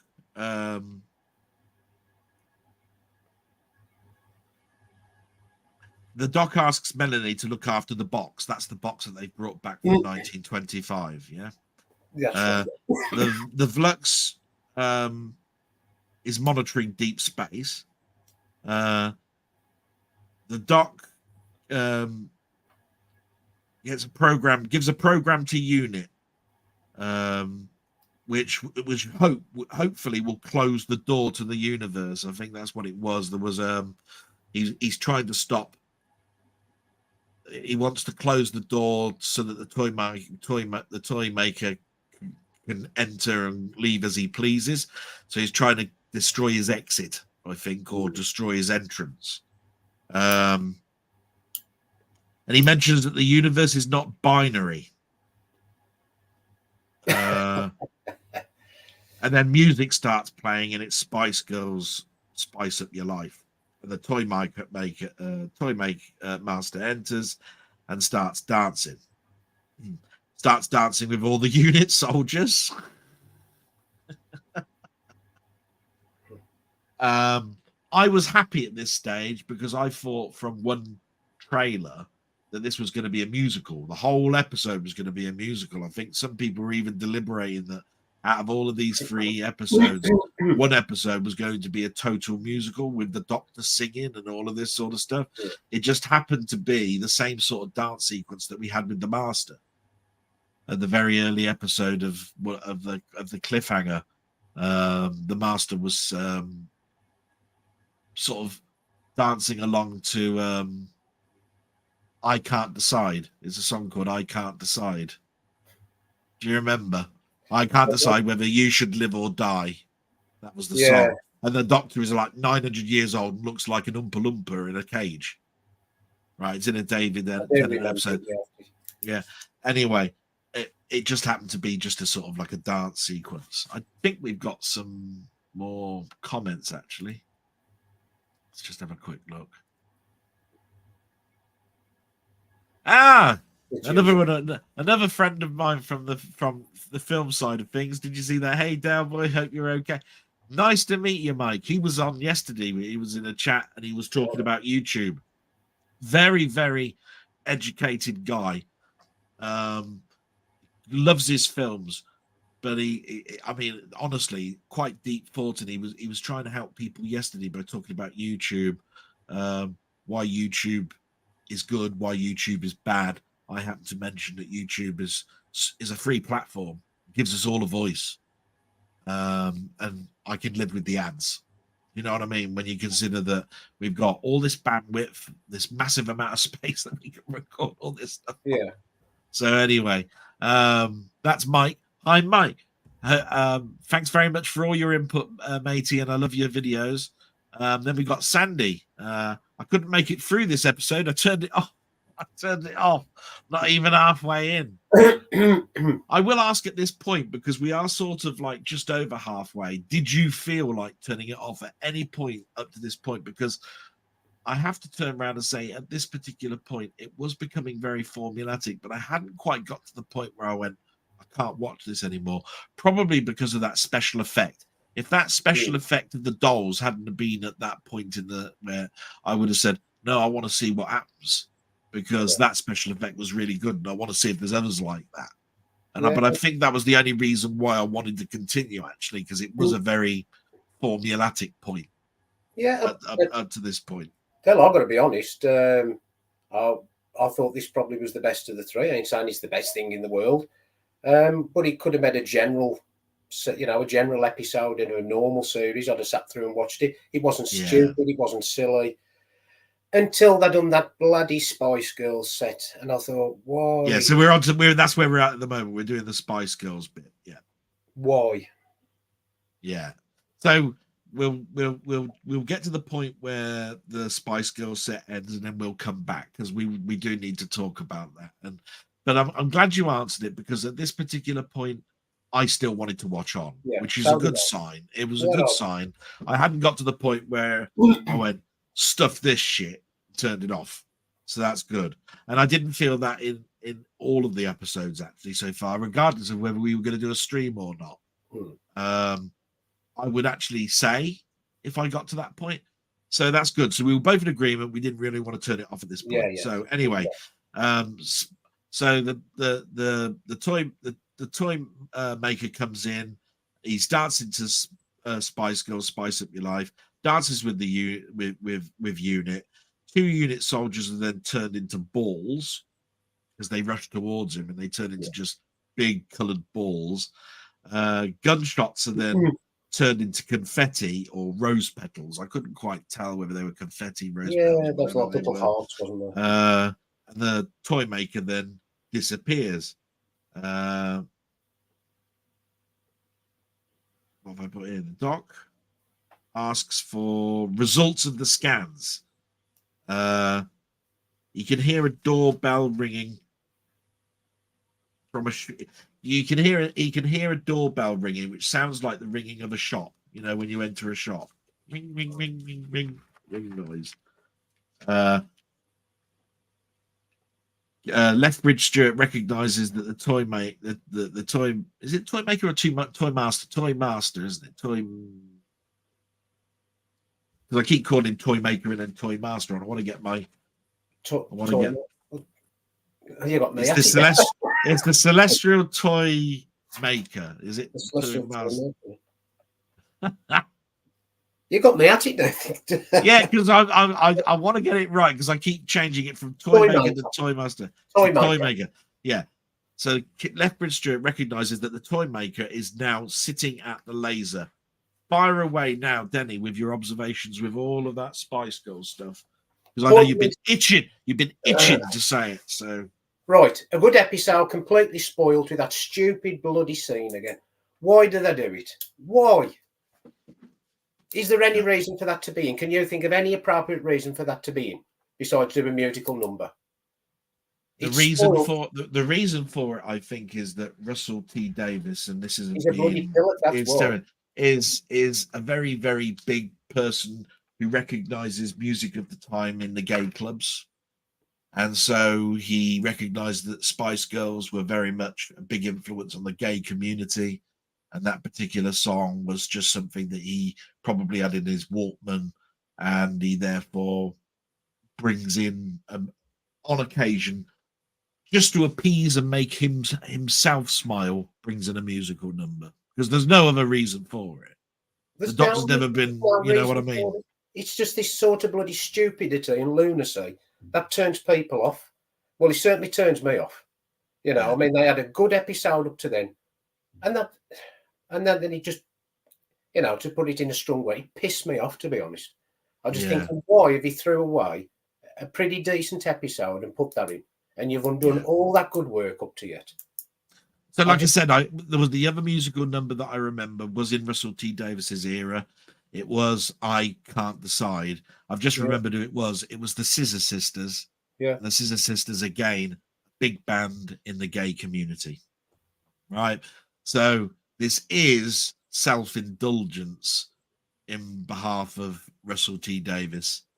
He may want to make the Spice Girls big again. I don't know. I don't think there is anything other than self-indulgence here, because it doesn't even alter the character of the Toymaker, okay, as being a brat. Just because he's dancing around doesn't make him a brat at this stage, and just because you like the Spice Girls doesn't make you a brat at this stage. So the whole dance routine is purely a joy thing for him. It's a pointless scene. I just can't understand why it's even in. It's a totally pointless scene. Yeah. All that good work was all been undone. Yeah. And I can't really say nothing more about it because it just winds me up thinking about it. So I looked at it and I went, it's not as good as the Scissor Sisters version of the musical. And I just moved on. That's all I put really in my little notes here, because I must admit, when I heard that song, I Can't Decide Whether You Should Live or Die, I thought it was quite clever, because he couldn't decide whether he wanted to kill the Doctor or not. And I thought, that's clever words. I mean, so it was nice to have a song, right? But, well, take for instance then, I like heavy rock music and I played Status Quo rocking all over the world. What context would it have to the episode? No. Exactly. That's where, I mean, Spice Girls, Spice Up Your Life has no context whatsoever with the Toymaker being a brat, a god, or anything. I Can't Decide, Scissor Sisters, is a nod to the fact that the Master is always confused on whether he wants to kill the Doctor or not. Because if he hasn't got the Doctor, he's even said it a million times. A universe without the Doctor, it's inconceivable. Yeah, because he likes to cry, doesn't he, guys? Yeah. So that song had meaning and it worked, but this one, Spice Girls, great. Don't like Spice Girls anyway. Bag of shit. So we'll just see. We'll just move forward with this. Ian says, I just wanted to see the regeneration, so I stayed. Oh dear, what can I say about that? We will get to the regeneration ourselves.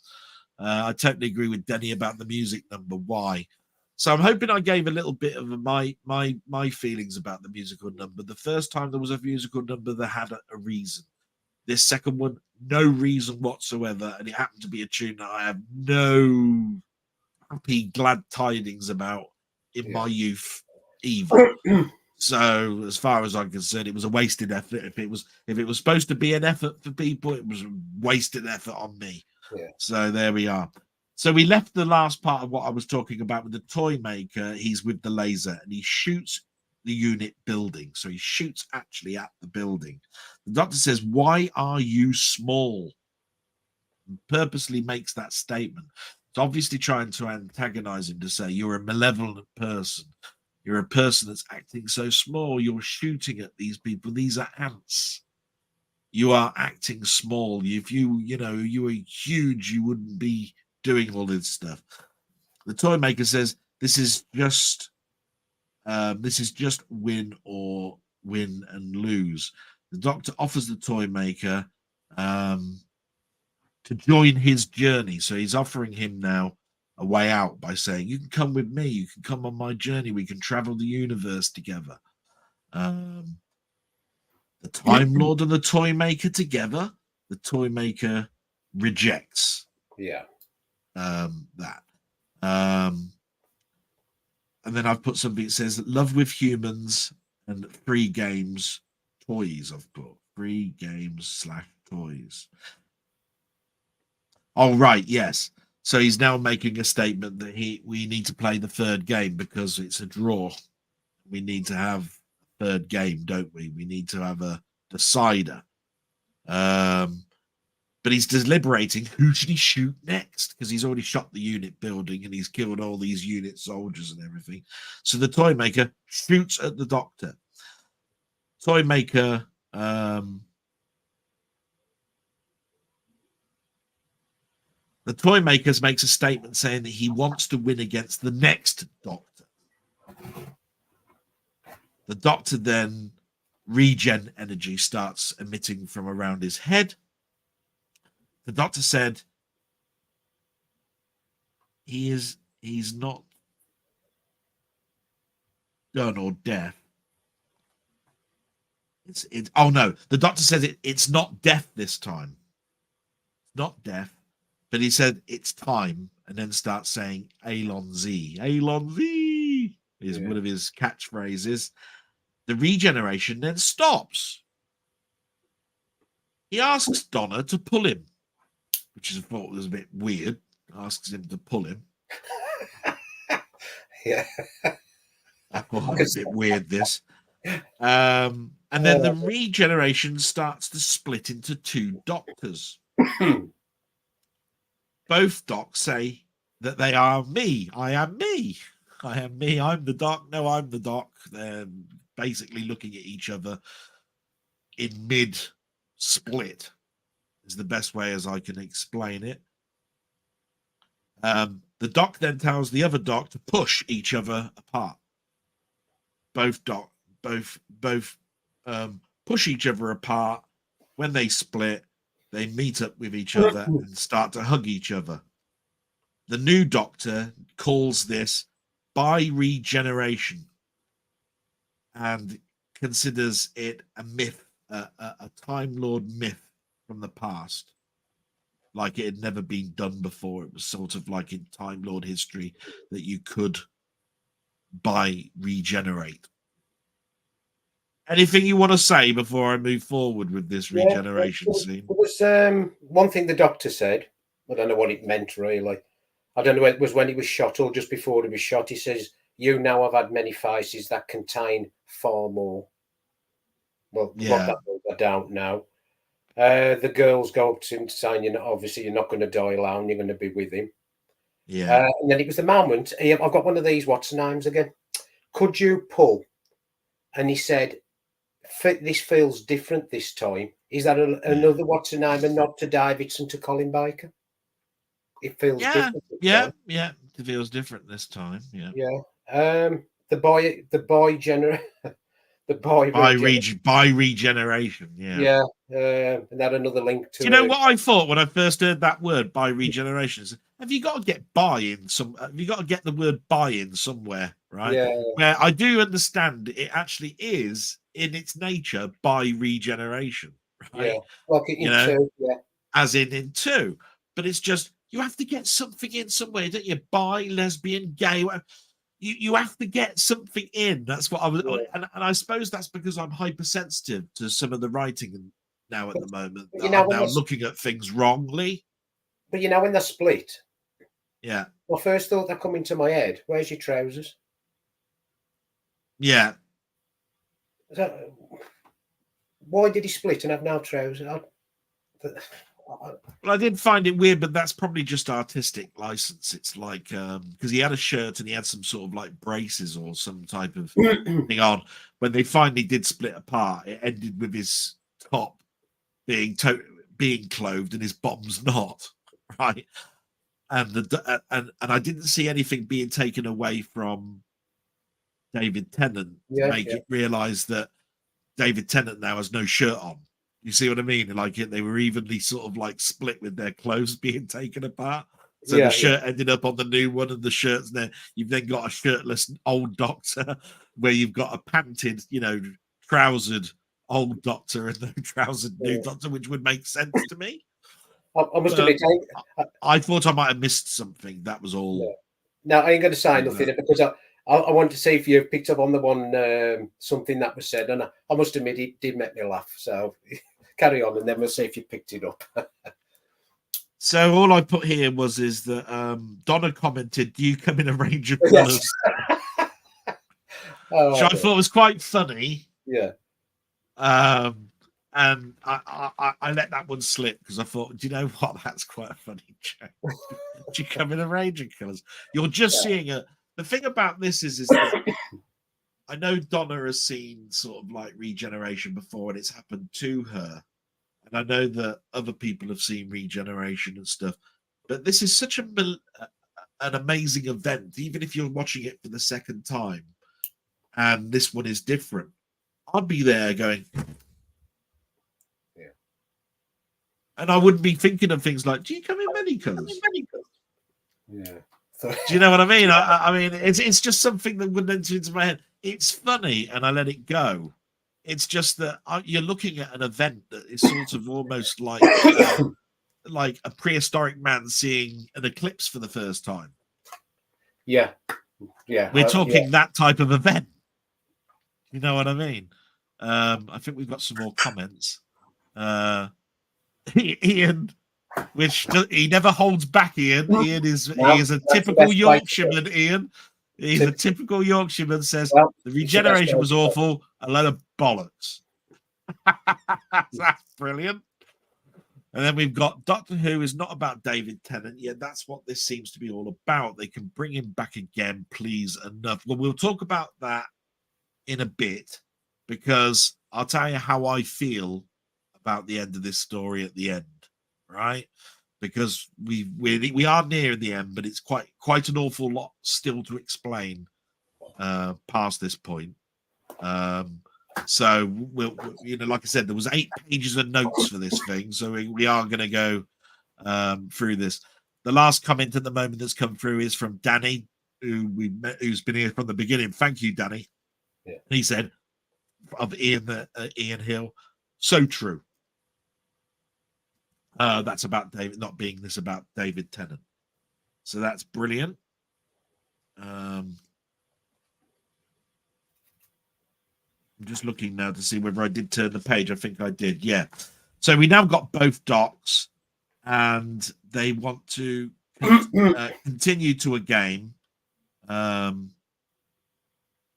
Toymaker says, but there's 2 of you. That's cheating. So that's a nod to the cheating bit where the card things were. So I thought, again, that's quite good, all this. So they challenge, and it's to the first game ever that's ever been invented, which is called Drop Ball.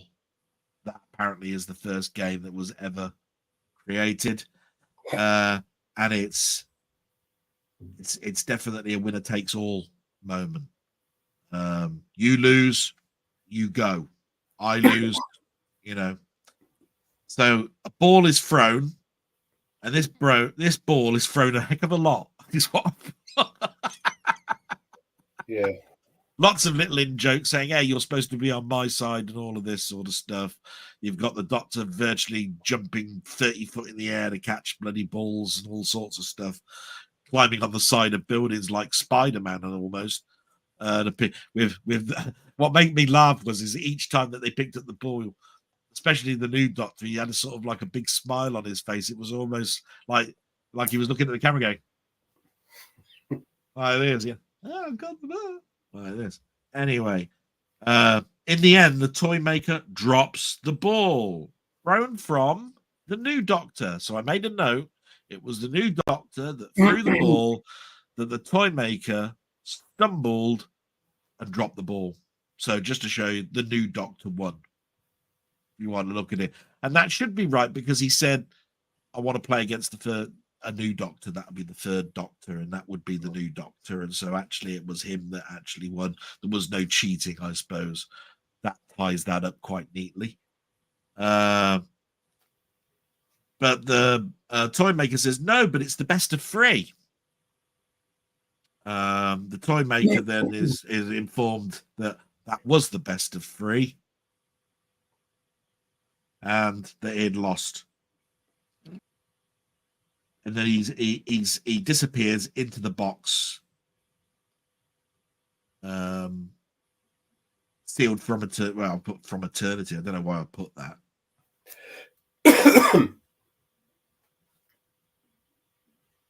And then I've put here 1925, every TV, same show. I don't know what. So was there a cutscene here of the same 1925 doll with the show with the doll at this stage? So when the Toymaker folded in on himself and ended up in the box, there must have been a cutscene to 1925 Soho. And it reset itself basically to the way it would be. So yeah. So again, I do apologise for my chicken scratch, everybody, but I must admit I'd have known what I wrote if I'd have done this 10 minutes after the episode. But it's like a day and a half. I can't remember what I've written half the time. So here we go. Back to the unit roof. They are deliberating all of the unit death, mourning the deaths of the unit soldiers that had died.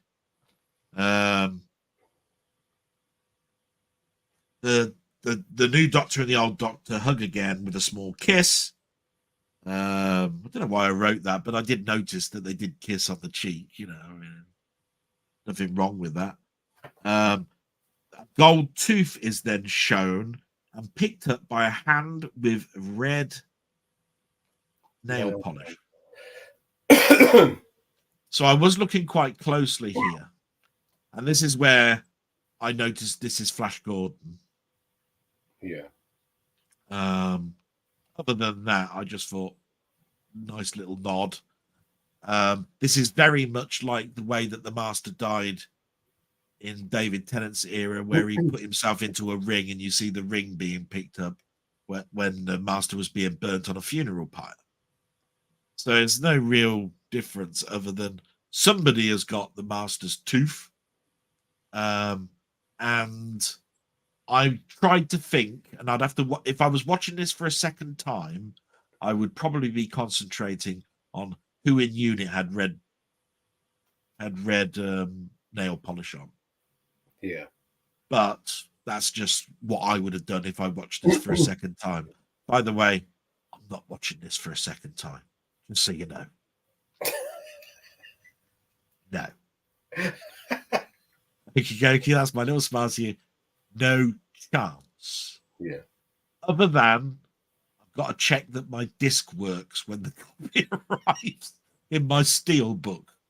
You got that's the only time I've got to watch this again. Unless you check out that shop where he says grades as he get before he walks. Yeah, well, I might have to just go. I'll look at I'd rather watch my stream again with all of its mistakes than Spa, if you want to know what I thought about this last couple of minutes that we've just explained, the nonsense that it is, right? Doc and Donna. Oh yeah, so the Doc and the Donna go off, go back to the TARDIS, and they deliberate how's all this going to work. The new Doc remarks about the new TARDIS that it needs a chair. Then starts talking about post-by regeneration. The new Doc talks about old companions lost. So there's all this reenactment of old companions. The new Doc says, you have to stop the running. He actually mentions, you've got to stop running. You've got to stop this. Donna says, he stopped by staying in one place. For which he answered, for which it seems that the answer to the whole of this 3-part episode is that the Doctor has come back with his old face just to come home. just to come home. So, in other words, to see Donna again, come home, be a family, I suppose. Yeah. To conclude loose ends, it would seem. That's the reason why his face is back. It was just purely for that one statement. The new doc then says, but what if? The new doc then, now this is weird, and I didn't get this at all, and you'll have to explain it to me because I must have missed it. Lifted something out of the floor panel of this new TARDIS that looked like a hammer. Yeah. And it looks like something the Toymaker would have created. Runs out of the TARDIS, smashes the side of the TARDIS, and another TARDIS arrives. So there's a duplicate. But he says this occurs because there's still residual Toymaker energy around. And where the hell did this hammer come from? Well, is this hammer that's something that the Toymaker's left behind? And if it did, how the hell did he get to the TARDIS with it? Well, there you go. That's Mr. Davis's plotting, isn't it? I'm going, what the... And this is where I was going. This is now trailing down badly, fast, very fast, because you've noticed that from the dance scene, we've had a regeneration scene, which is supposed to be spectacular, and I looked at it and went, and then you've got now two TARDISes and a mysterious hammer that's made a second TARDIS. So I'm now going, you really are destroying this pretty fast, Mr. Davis, in my mind. Did you want to fill in anything? Because I have written down an awful lot here. You haven't actually commented too much on, my friend. Basically, when I'm just going to go back to where there was playing ball with the Toymaker. Now, I can't remember whether he said he'd actually stood and beat the Guardians of Time. He mentioned the Guardians of Time. And he'd even beat them. He also mentioned my legions are coming. Yes, I remember him saying that. What that means, I don't know. Because he's being folded up, isn't he? And he's basically saying that my legions are coming. When he was being folded up and went into the when he'd lost the game, wasn't it? But what that means, I haven't got a clue. Yeah. Then you say he mentioned obviously the battle with the Toymaker, trial of a Time Lord, being exiled as the Third Doctor, the key to time. Now this is now the thing is, you say Sutek, he mentioned the key to time. I'm wondering whether it's the black and white Guardian again. Whether this it's a possibility. The devastation of Logopolis, and he mentioned Adric. And that goes back to Earthshock again, which, as far as I'm concerned, this is the recap of all of the companions. You see, Sarah Jane. He actually come out and say he loves Sarah Jane. Yeah. Whether that was in a friend sort of way, I took it more than that, though. To be honest, the Time War, the Pandorica, Mavic Chen, and he fought the gods of Ragnarok. And then, as you say, the big payoff, the reason why he come back to an old face was that particular Doctor wore out that they kept mentioning, and it was his time then to rest that part of the Doctor, and this new boy regeneration was a totally new Doctor who was full of energy again. I don't know. I'm only pulling this out the air. Well, I'll tell you what instantly came to mind to me was that this is a variation. We've seen bi-regeneration before, I thought. I was going, what do you mean we haven't seen this before? We have, but not in a great way that's been explained, or should I say in a way that it's been explained to me very well. Because I always considered the weirdest regeneration was between Tom Baker and Peter Davison, where there was a third Doctor in between the two called the Watcher. Yeah. And he was always watching around, and he even actually spoke to him. And later on, it was explained he was the Doctor all along, and they merged, which means that we've had bi-regeneration before. It was just dressed Yeah, up in a yeah. ghostly sort of. Like, some people have commented and said that's a Doctor's echo from the future, talking to himself and all sorts of other stuff, right? But I just thought to myself, Russell T Davies, you haven't done anything really new here, because you've done this has been done as early as 1981. Yeah. But the thing And was, this is the Watcher. the thing was about the regeneration, though. It's supposed to be the most spectacular thing about Doctor Who, renewal. And it was made a joke of again. And you're thinking, for God's sake, for heaven's sake, if you're going to do something, make it spectacular. Well, I let it go, and I'll tell you why I let it go when we actually get to the end. Right? When we actually get to the end, I will explain why I've let this whole thing go and gone with I can forget this and still enjoy Doctor Who. So I'll explain that. But when I said, at the end, pull me apart, I'm thinking, for God's sake. Yeah, I know. Really? Push, all this pulling and pushing and shit. I was going. But I mean, I picked up on that. You said, Donna, give me a pull. I said, give me a pull. I'm thinking, bloody hell, I've got this supposed to be a family show, you know what I mean? But yeah. But yeah, it's there's some good stuff there. But and then that part with the TARDIS, the second TARDIS, they won a prize, didn't they? I suppose they won a prize because they won. But like you say, where did the bloody hammer come from in the first place, filled with these celestial Toymaker's energy? Oh, it even looked like a clown's hammer. It was like one of those hammers that you'd use at a circus fair when you have to ding the bell, to show your strength. Yeah. So where that and what? How did he know that it's in one TARDIS to produce another TARDIS? It doesn't make any sense at all. Yeah. It's anything else to add? Because we've got some comments, but no, I'm done. Well, I'm going to ask you again in a moment, because I do know that the regeneration is a very, very, very big scene, and you might have something extra to say about it, because I don't want it to sound like I had the most say about this regeneration. I've mentioned the Watcher, you've mentioned a few things, but I do think that after that we're then on a tail end. Yeah, and we don't need to talk about it ever again. To be right by regeneration.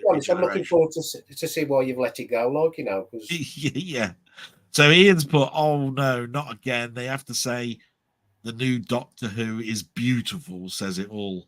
Yes, because he does call him beautiful and handsome, rather than handsome and all this. I did notice feminine words were being used rather than masculine words to describe what the new Who looks like. I did notice that myself. It's bad writing from Russell T Davies. He's become so full of himself that he's lost the plot because of all of this gender politics, etc. And I have to sort of say he's become self-indulgent. I think the worst thing that can happen to a writer when he's asked to come back is that he actually then looks in at himself, does a few stories that he probably wants to get out of his system. And because of all of the press that's said about him, it's never been the same since Russell T Davies left. He then becomes very big-headed. He has done another show before Doctor Who that got a lot of praise.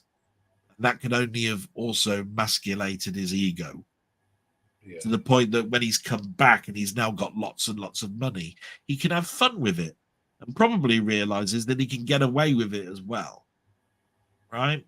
No matter what happens, he knows he's got a Christmas special that's coming, and he knows that he's got a full series coming. So he can be as malevolent as he wants to be in his writing, because he can pull it all back and make a fantastic ending.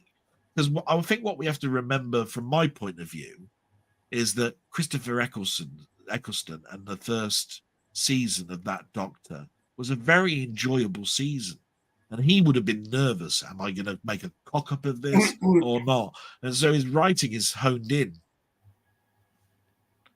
It's only when he then has to regenerate and he starts doing some new stories and the figures start coming in saying this is actually even getting better than it was, that he starts then going off in all sorts of tangents, to the point where his 5 seasons is considered legendary status. Oh no, now we've got Stephen Moffat.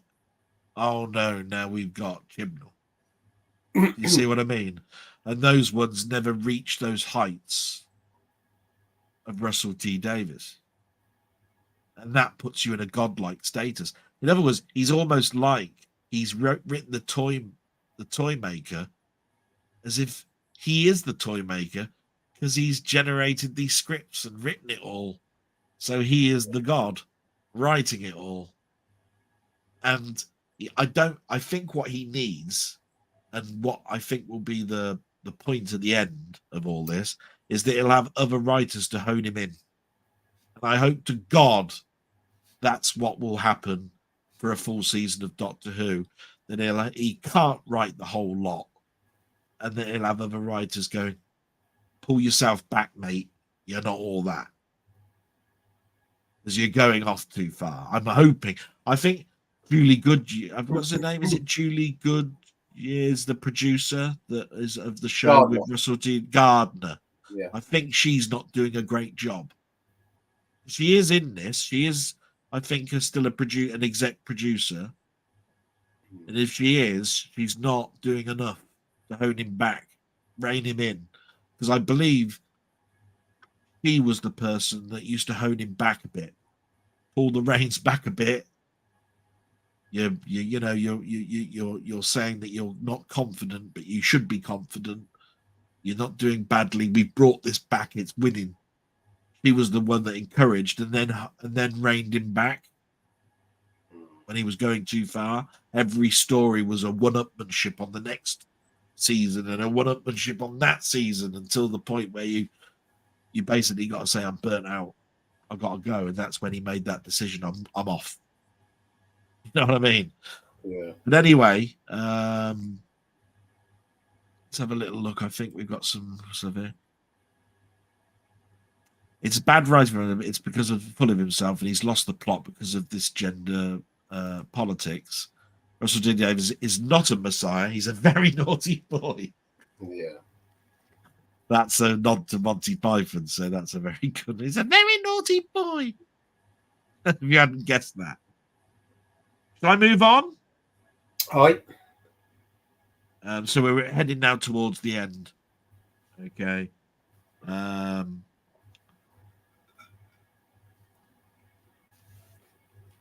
Yeah, so the Doctor then smashes the TARDIS in two. Well, I put smashes it in two. Creates another TARDIS. And this particular TARDIS has wheelchair access. Oh, yeah. God. Yeah. Old Doc steps into the second TARDIS, notices there's a jukebox. Old Doc steps into the first TARDIS. The new Doc steps in back into the second TARDIS. So, in other words, he was looking at the new TARDIS and then went back into his own TARDIS, noticing that the Doctor is now programming the TARDIS. Both Docs hug each other again. There's a lot of hugging in this between the two Docs. And there's a big discussion about who is the older Doctor. And, of course, the newer Doctor is supposed to be the older Doctor, because obviously he's the newer Doctor, so he's the one that's going to keep aging, is the idea, I think, on that. He's then ordered to leave the new TARDIS. The Doctor then, the new Doctor then leaves and goes into his own second TARDIS. Now, at this particular point in juncture, I will know that I did know at the end of this show, my question about which TARDIS is which is being answered in the next season, because what you have to understand is the new Doctor's gone off in the copied TARDIS, and David Tennant's TARDIS is the original TARDIS. But apparently that question is answered in the full season, and that was mentioned in Doctor Who Unleashed. So I had the fortunate of not doing this stream and being able to hear that, because I had that as a question, because I'd have brought that into this stream without seeing Unleashed, and I'd have gone, what the f is going on? Even this new Doctor's going off in a second-hand bloody clone TARDIS thing. What the hell's this? Apparently it's all going to be answered. Anyway, the new Doc says he is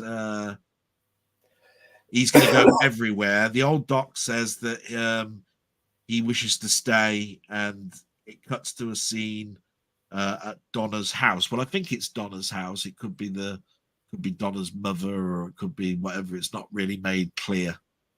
I think it is Donna's house. Melanie arrives with some dip. The doctor tells his story. The doc is now grounded until he's less tired. So it's expressed even at the table that he is a Time Lord still. He still has a TARDIS. He can go wherever he wants. And he could be the original Doctor again if he wanted, when he's less tired. And that's the underlying message I got from it. But the underlying message that I got from David Tennant's face is, I'm quite happy where I'm at. But in the back of my mind, I'm thinking, yeah, but I think that about retirement. And my dad thought that about retirement. He got to retirement. It was okay for a couple of years. And then it was like, I'm bored. I need to I'm itchy fingered again. So have that in the back of your mind when we get to the end of this on why I'm thinking the way I'm thinking in regards to this story arc. Okay. The doctor then talks to the niece, which is Rose's daughter. Wilf is out shooting moles. And you can hear gunshot noise. The doctor explains, don't worry, I've gave them moles force fields or something. He says something funny that I thought that sounds like a good joke. I like that because you've got another woolly feeling about Wilf. And I could just imagine him going out there shooting moles, and they've got force fields round them. And it's just like, you know what I mean? I just thought, well, that's actually quite funny there. I thought that was a bit of a missed opportunity. I would like to have seen it, yeah. I thought they might have said, he's gone out on a day trip to Wimbledon Common and all he complains about is all the litter. Yeah, because that'd be a nod to the Wombles and everything. Yeah, you do get it. And I did think, even in words, that just sounds like a Wilf thing. Yeah. And I thought that was pretty good. The doctor then says he has a new family, or has a family. And I tried to forget all of that word fam and all of that sort of stuff from Jodie Whittaker.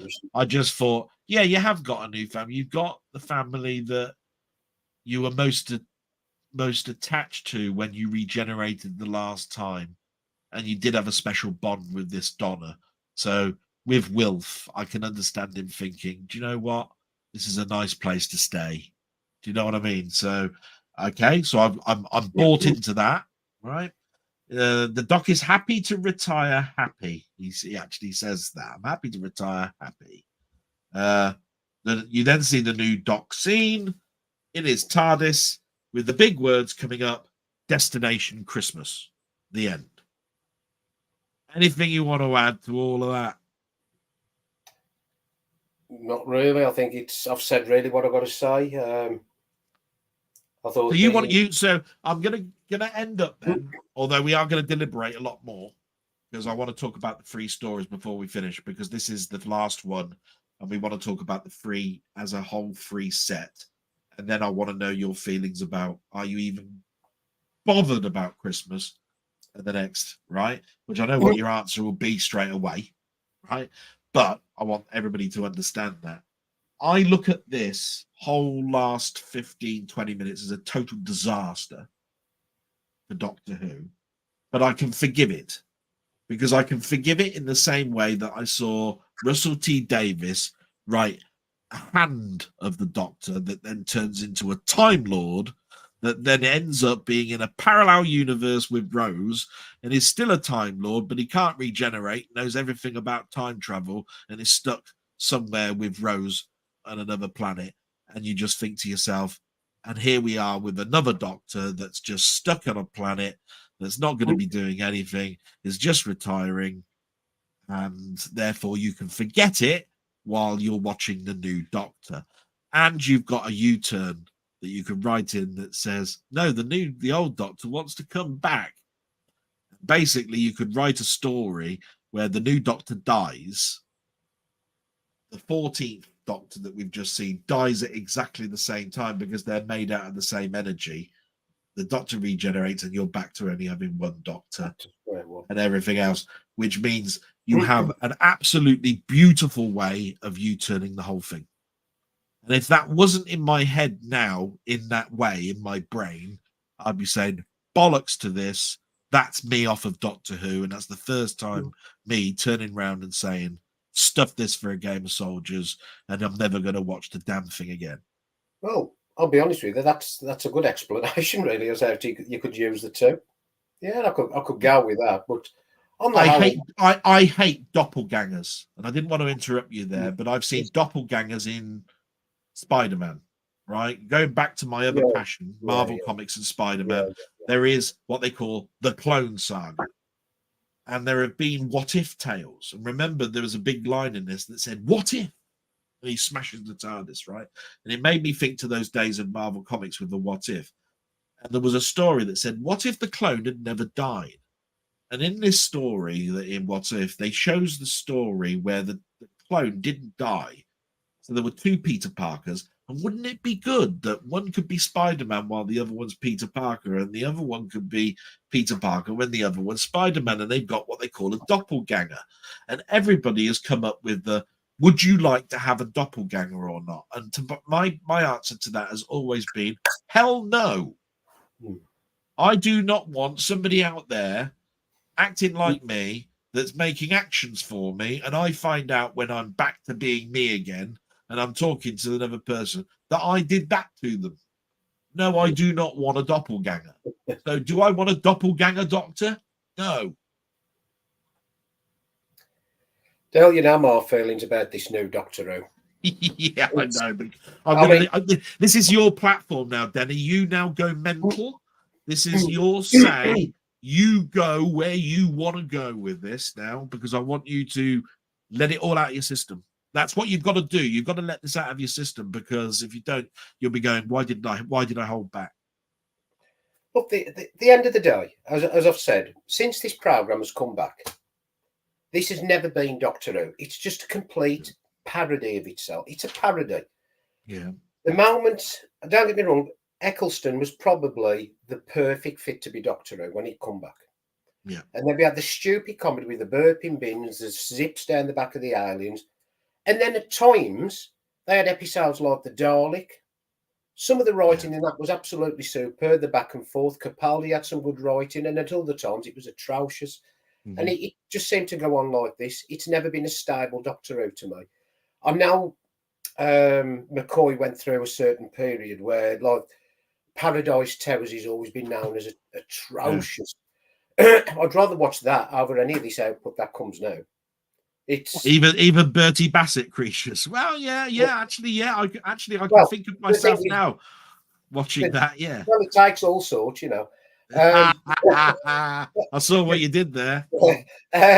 Yeah. Look, at the end of the day, this program, I don't know what to say, to be honest. It's not my Doctor Who anymore. Yeah. The only one shining light, and it's nothing about Doctor Who. We've gone through a period where it's a lot of programming is now about identity politics. Yeah. It's this virus it's destroyed a lot of comic books, television, film, you name it. It's killed gaming now. It's coming into gaming. Yeah. There's some green shoots on the horizon now. And I think you all know about it, where it's Godzilla -1 is come out now in Japan. Yeah. And it's a big talking point now. And according to form, whether you read or whatever you do on the internet, they're all talking now, the Hollywood studios. I'm losing billions. Disney are probably the worst. I can't get no hits. A 15 million film from Japan is destroying it. There's nothing identity politics. There's no wokeness. Yeah. The film is based on the human experience. Yeah. There's a story. And I think, I'm hoping that Hollywood and whoever it is are going to start to take notice of this, because we simply cannot keep going on with this type of programming, because it's just not working, and it's not working on any base whatsoever. Do you think it's Hollywood's fault, though? I mean, I put a lot of this blame actually on Disney, even though I don't necessarily, I do think sometimes Disney is put into a bad light, but it's just that what's his name? Iger? Is that his name? Yeah, He's no, the chairman. Yeah, right. Now, he says that there is no stereotypical blah, blah, blah going on, right? But obviously there is, right? And what I'm saying is Scorsese is not Hollywood, but he has to actually make his films under a Hollywood label. And I don't see too much, and I don't see too much political correctness or wokeness going on in there. And when it comes to horror, again, there are snippets that make me think, yes, there is some of this wokeness going on. But for the most part, a horror is a horror. It's a slasher. It's not written where this bloke could have been this person could have been a boy or a girl or any of that sort of stuff. It sort of like stays where it is. Comedies are now next to nothing. You don't see comedies anymore. It's almost like they're non-existent. Comedy is now written into drama pieces, horror pieces, and science fiction pieces. There aren't actually any comedy films, if you see what I mean. So what I'm trying to get at is the wokeness and everything, therefore, is coming out of totally Disney because they own 20th Century Fox. They own, so they own such a big chunk of Hollywood that it seems to be that side that's doing it. So when you turn around and say Hollywood, you actually are saying Disney, because I don't see it too much Warner. I don't see it too much Paramount. Unless you can come up with examples to me right now off the top of your head. I wouldn't be able to tell you. It is mostly the output that comes from those. Well, the trouble is, Del, as I said, at the end of the day, doesn't matter what you look at, it's there. Yeah. The actors, if I mean, that just make you cringe. I mean, I forget his name now, out of Breaking Bad, and he was apologizing for being white, and you're saying it's and he's sitting there crying, and you're thinking how pathetic. Them literally put towing a certain line to keep in employment. This is not entertainment. It's it's just a political dictatorship view, as far as I'm concerned, and that's why this pile of trash that I've watched the weekend is the reason why it's so bad, mate. And it's until we start to move away, it's never going to get any better. Never going to ever get any better. Yeah, and I'm agreeing with that totally.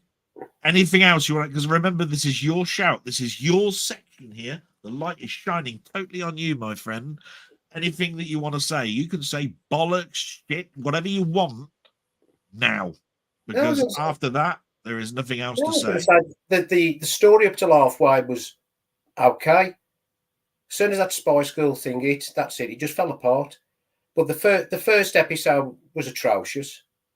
It's just all meaning message. The second, we missed a couple of things within there, like the change of Sir Isaac Newton, the race change there, and there was something I can't remember. There's something in the middle as well about identity politics as well, which I totally forgot about. And it's just been these are supposed to be 3 specials for probably the best science fiction program out there, and this is the best I could come up with. Yeah. Well, if you've got nothing else to add, really, we got to get to the scores on the doors, really, and then sum it up as a 3-episode special that was supposed to signify 60 years of Doctor Who. Right? Well, again, I've chose, you had a score of 4, and then a score of 2, didn't you? Or did you go 4 to a 2, and then you put the new one at a 4? Well, the first one, I've dropped it down to a 2. Yeah, there was nothing to it. The second one, did your second one though go to a 4? I think it was the same score as the first one. That was 4.5. That was it. It was a 0.5, wasn't it? I've actually reduced that down to 3. Right. Okay. I'm just sometimes you sit back and you think about these things, and I just think, would I watch it again? No, I wouldn't watch it again. I don't want to watch it again. And this one, would I want to watch this one again? No. So that has to reflect in my scores. As I said, halfway, the special effects on some of the things were brilliant. Opening scenes, loved them. Halfway, it just fell apart. I can't get no higher than 3 for this one as well. So you've got 2, 3, 3. What's the overall for all three together? All One three story. together, probably 3.5. I wouldn't. 2, 3. So 3, 3.5. 6, 7, 8 out of 30, wouldn't it be if you looked at it that way? If you scored it 10, 8 out of 30. Fair enough, my friend. That's perfect to me. I mean, that's you're nothing wrong talking with that. special. That ain't a special. This is crap. So this is where you round up the three. So when you put all three together, you're now talking about what you're saying now, which is this is not a special. So carry on. I want you to tell me. No, it's not. Well, the three was a missed opportunity, or it wasn't even an opportunity. It was just a disaster, or what? You now say what you want to say about the missed opportunity was. You could have had somebody like Omega come back, or like take a major character and build it round that. Or they could have done it with a Toymaker over the three. The story has to build over the 3 episodes till the big climactic part at the end where he has to regenerate. Right. So what you're saying is there was nothing really about the Toymaker in the second story, but there was threads in the first one, wasn't there? Well, there were threads in the way that they talked about him, not that you see anything about him, not that you see him, not that you can see anything tangible in the real world that shows you that this is who we're talking about. It was just all words, wasn't it? The boss and all of this. This is the thing.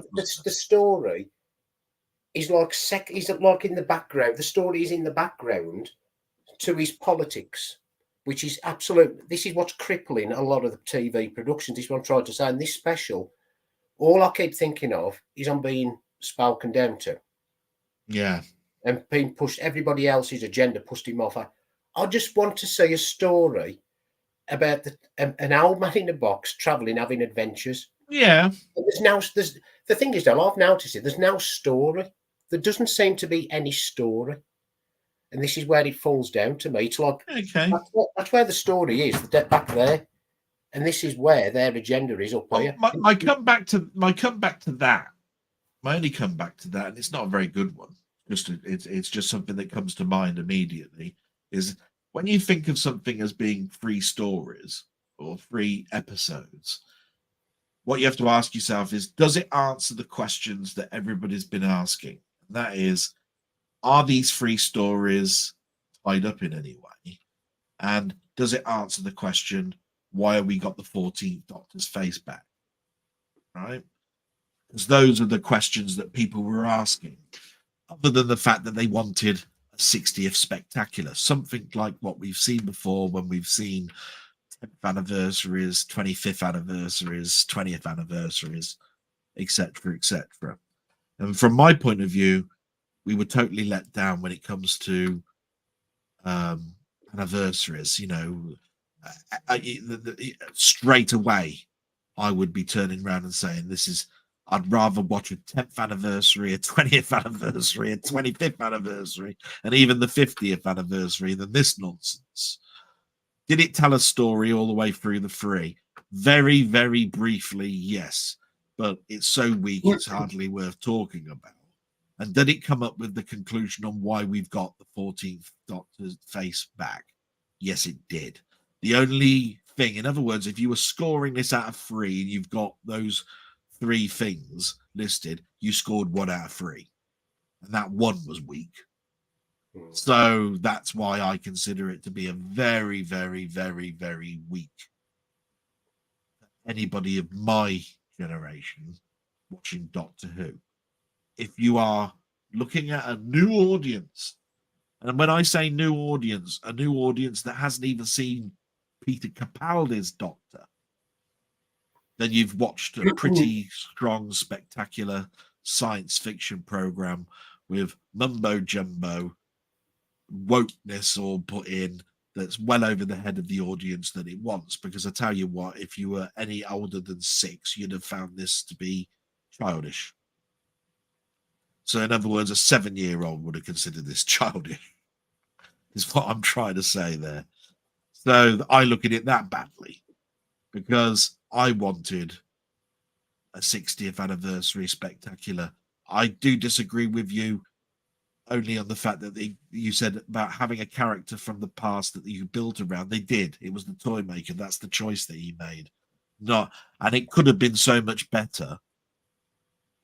But you got to understand that even when you look at the old Who, you could have said they could have done better. You've got previous Time Lords that want to wrestle on, and all of that sort of stuff. They're all much of muchness.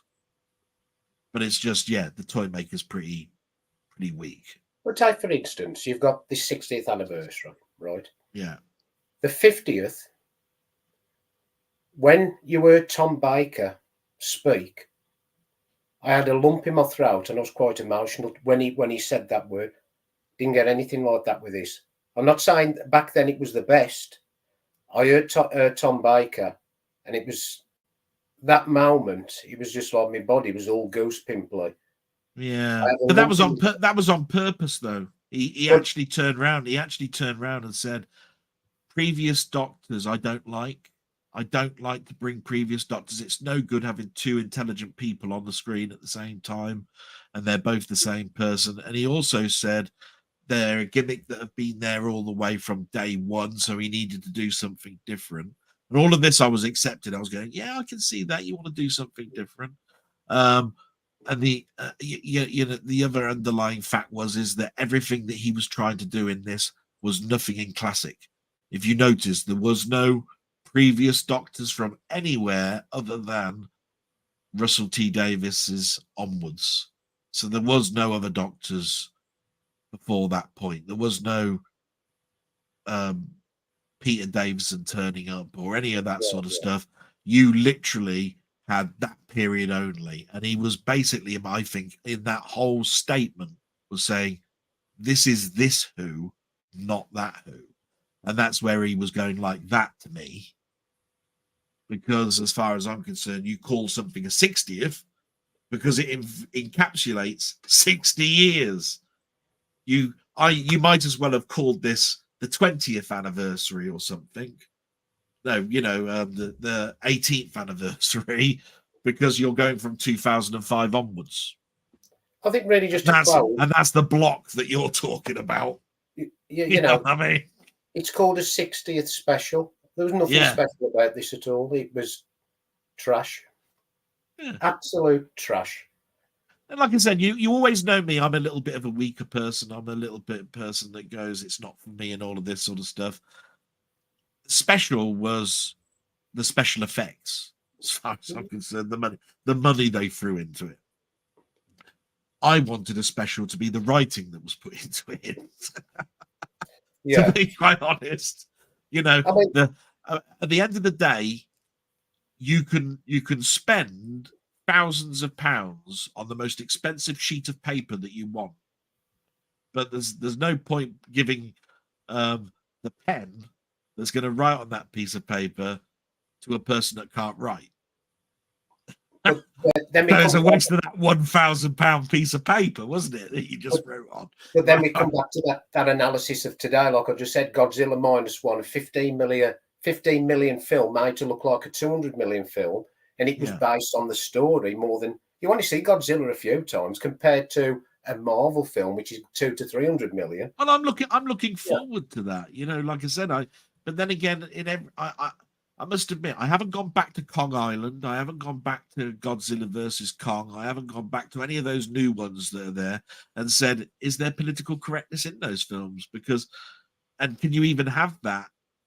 Because it's a Godzilla film, it's a monster film. There aren't really political correctness and wokeness and all of this sort of stuff in them. So I am having to go to you and you tell me how you'd put political correctness and wokeness into those films, because this is the thing. I mean, I'm going off on a complete tangent here, because obviously a Toho Japanese Godzilla is totally different to the Americanized Godzilla. Oh yeah. I do understand that. The weakness in the American productions is that it's all special effects, whereas there's a story to be told. I'm just weak in America, but this is why I'm tying it into this. This is where this is gone. And this is where it was from day one. I'm not saying it was all bad. There are episodes you can select, which I can go through and select a few episodes. Brilliant. Some of the, when the Doctor speaks, brilliant. Some of his speeches, and then the 9 times out of 10, custard and fish fingers, Matt Smith. I'm thinking, what the hell was that about? Yeah. Yeah. You see, again, that's me letting things off because I just turned around and said, yeah, the Doctor's erratic. He doesn't know what he's talking about. Fish fingers, custard, blah, blah, blah, blah, blah, blah, blah. Yeah. And that's where I was saying the niceness that the only good point that you can have about this third story and right at the end is you could always write it all off. Because even if this Doctor doesn't turn out, and you've got a new showrunner that comes in with a few balls, right, under in his nutsack, right, you could destroy them all and not even have the 14th back, because you could say when that Doctor died, that other Doctor died, and you then go back and you've got a new showrunner that then. Well, the thing is though, Del, the top and bottom, unless somebody comes in and retcons all this mess, it's never. I mean, it lost. I made me down on about views, but it lost another 200,000 this time. Yeah. They had the opportunity to say Jodie Whittaker's Doctor was the Rani who trapped her in the side that Doctor while he was regenerating. Yeah, I could have bypassed all this nonsense, but now they have to carry it on. It's too like this production is. Yeah, but that's where I'm turning around and going. The big mistake really here is that you put too much emphasis in one writer, which is Russell T Davies. Because what I'm trying to say is Russell T Davies automatically turned around and said when he came back, "I'm not retconning anything. These are my friends that took over the Doctor Who, and I've loved watching them showrun a program and carry it forward. So you won't see any retcons from me." But the trouble is, at some point, Russell T Davies will go. I don't think he'll have a say on who the next showrunner is going to be, because it'll all depend on how this is going to work. So as far as I'm concerned, get somebody in with some balls then, and basically retcon the whole shit. Because as far as I'm concerned, until you start going to the roots again on this, I ain't interested.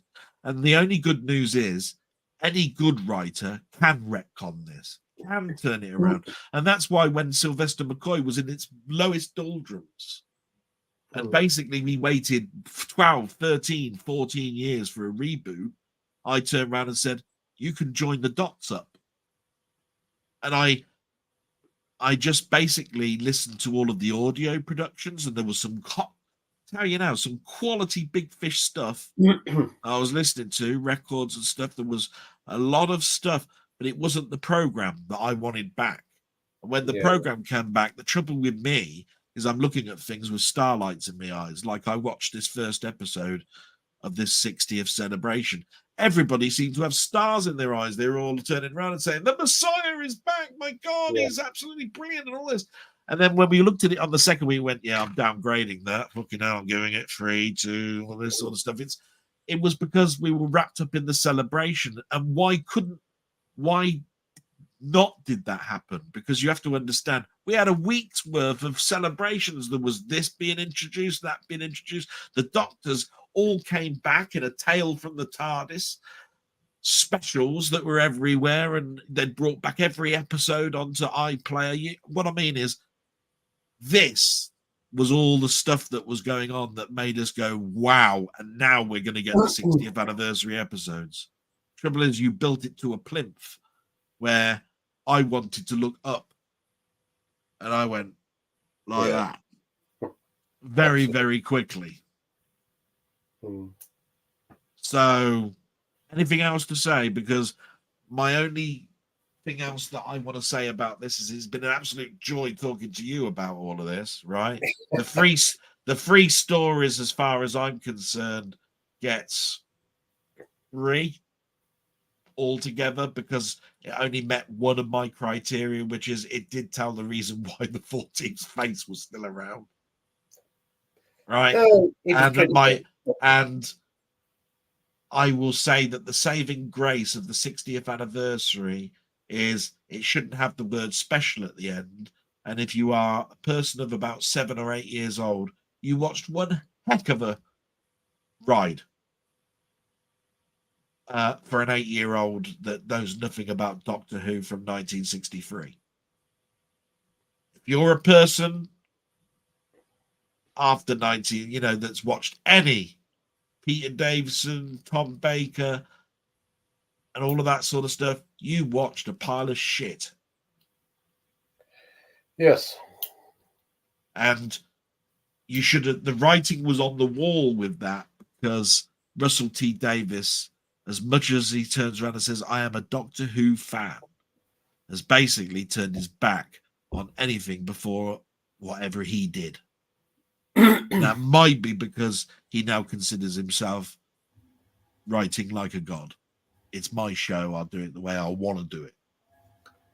Well, I'll have fun with it. I've got this money.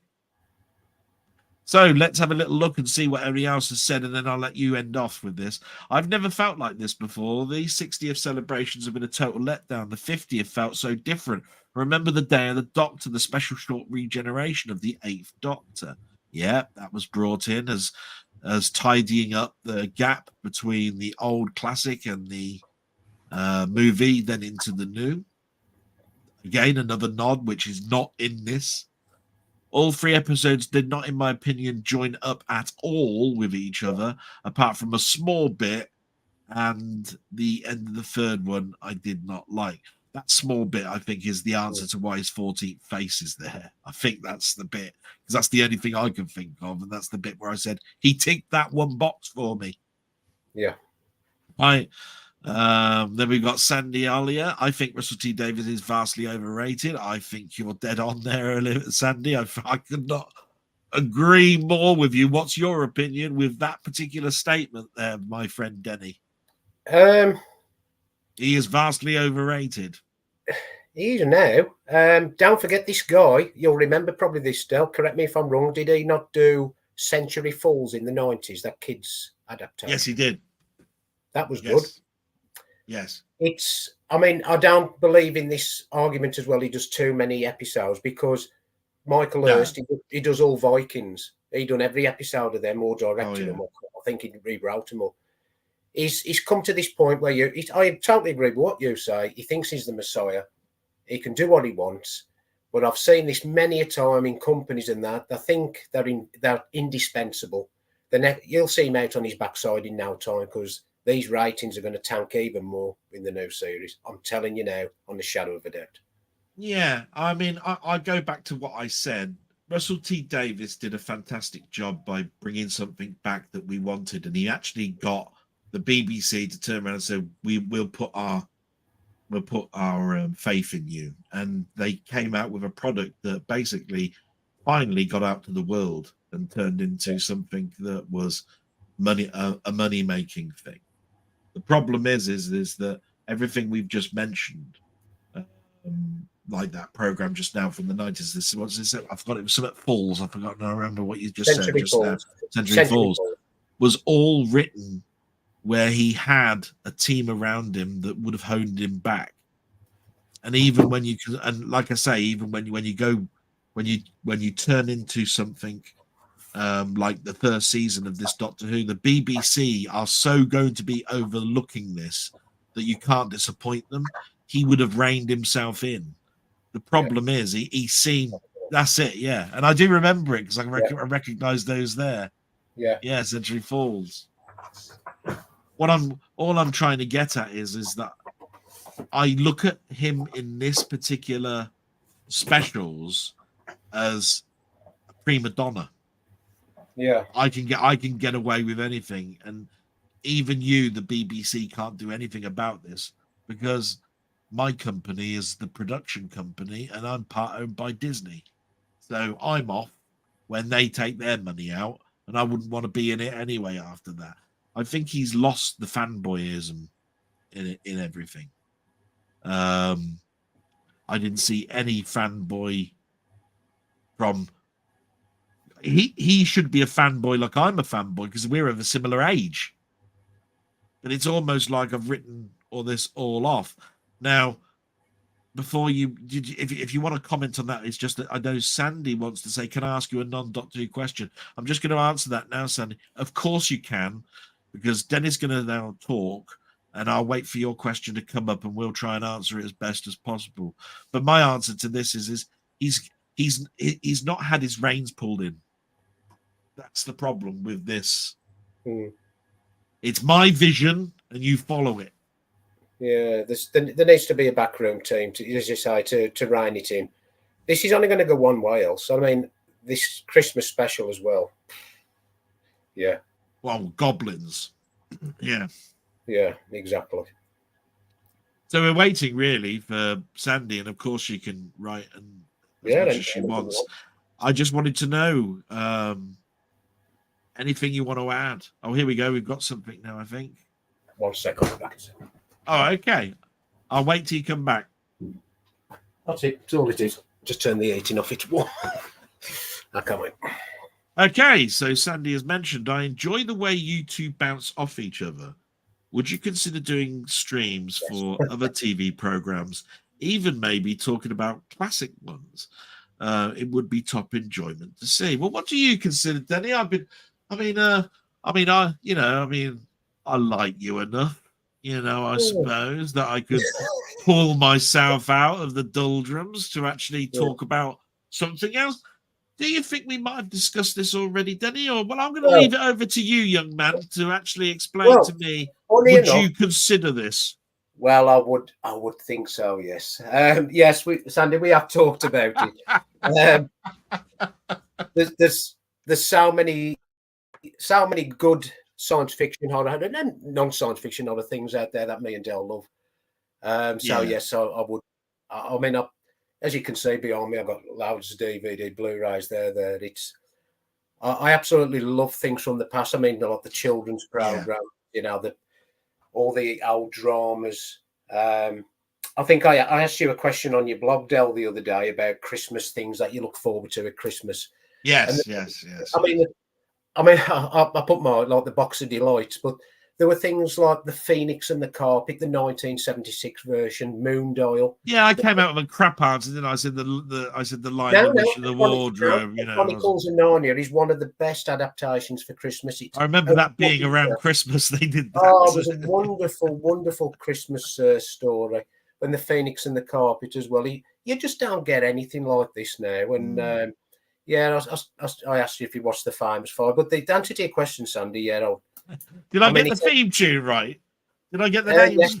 Yeah. We are the Famous Five. Is it Julian, Dick, and Anne, George, and Timmy? Is that right?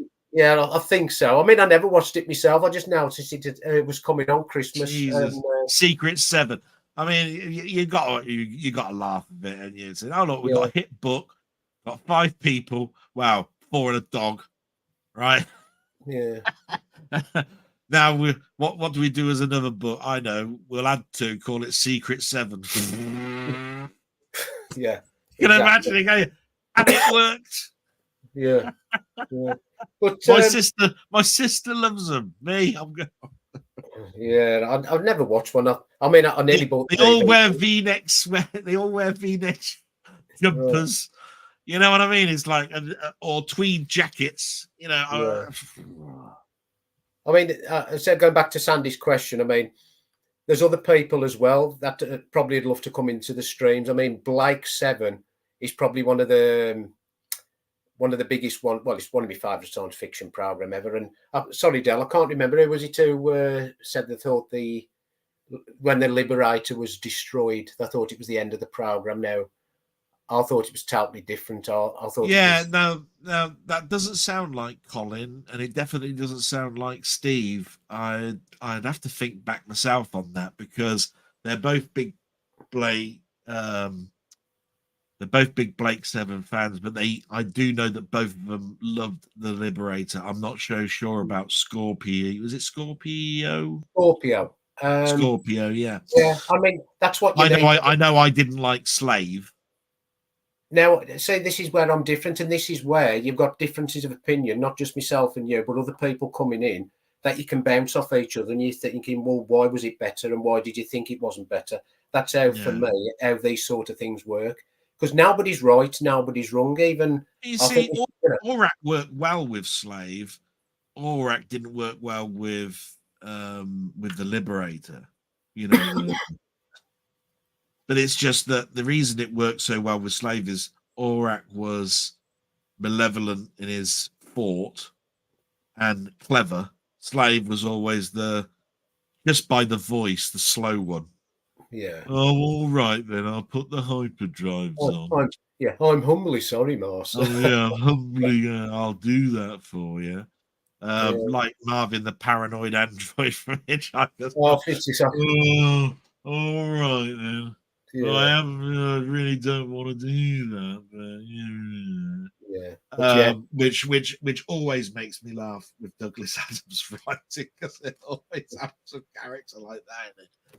But I like the idea that two wits battling each other, which is why I thought Aurak and the Liberator. What's the bloody computer called? Zen. Zen. Aurak and Zen were, because it's like both were oh no, I'm right. Where you'd know that Slave would just back down. Oh, right, you win. I dare say you're better at me than I am. Which means that you've got an easy out for yourself. By the way, Sandy says, excellent. Thank you both for doing something extra. I'm going to chuck this back at Sandy and say, Sandy, please put your comments and think of any good ideas of what you'd like us to actually talk about. Because we want to be reined in like we've been telling the Russell T Davis, and not go down a tangent and say we're going to do what we want to do and bollocks to everybody. I'd rather know what you guys would like us to talk about, because we've talked at length, well, you know, at some length over a period of time about doing top 10 TV tunes, top science fiction, lead up to Christmas TV programs that we've done. We've Star Trek related stuff. We've talked about a number of things that we want to do. We do like talking on a platform like this. I've definitely liked Denny being on here and me bouncing stuff off and giving him the time for him to get his answer out, because that's me. That's how I operate. I don't take capitalism and do it's my show and shut up while I talk about what I want to say. So we've got things that we know that we want to talk about. You know what I mean? And we even if it was a minor thing, we'd talk to death about it until there was nothing else to talk about, right? You know what I mean? We'll turn a 5-minute obscure cartoon and talk about it for 3 hours on what the whole thing was all about. That's another every story. Characteristic. I think our very first conversation, we was up till 3 o'clock in the morning talking. We didn't realise the time. We could bring some obscure things in, like the singing ringing tree or something like that, and just talk about it to death. Right. So I'm going to turn it over to you guys and say, especially to Sandy, because you said you'd like to see this. I'd like some of your ideas. Don't have to do it right now. Just think about it. We will say at the end when we think we might do the next one, because other than a Christmas Doctor Who, we might do something before that. I don't know. But we'll just bring it in, hone it in a little bit with some more comments that have come in. And then I'm going to hand it over to Denny and we will round this up, because it is now 9:15. So I am recognizing we've got to come to an end at some point, and one of us is not stopping talking, and it's me. Yes. So Danny says, you know, I'd be here if I can. If you did more streams. Sandy says the Liberators' handguns were epic. Ian says, do you think there are similarities between what has happened to Star Trek? I would love to see you talk about that and your favorite Trek. And Ian says, what about Red Dwarf? Has that lost its appeal with the new episodes? Over to you, and we must round this up, Denny. I'm going to let you have the last sentence. Say if I have anything about this. Yeah, I just want to say, Del, thanks very much for having me on.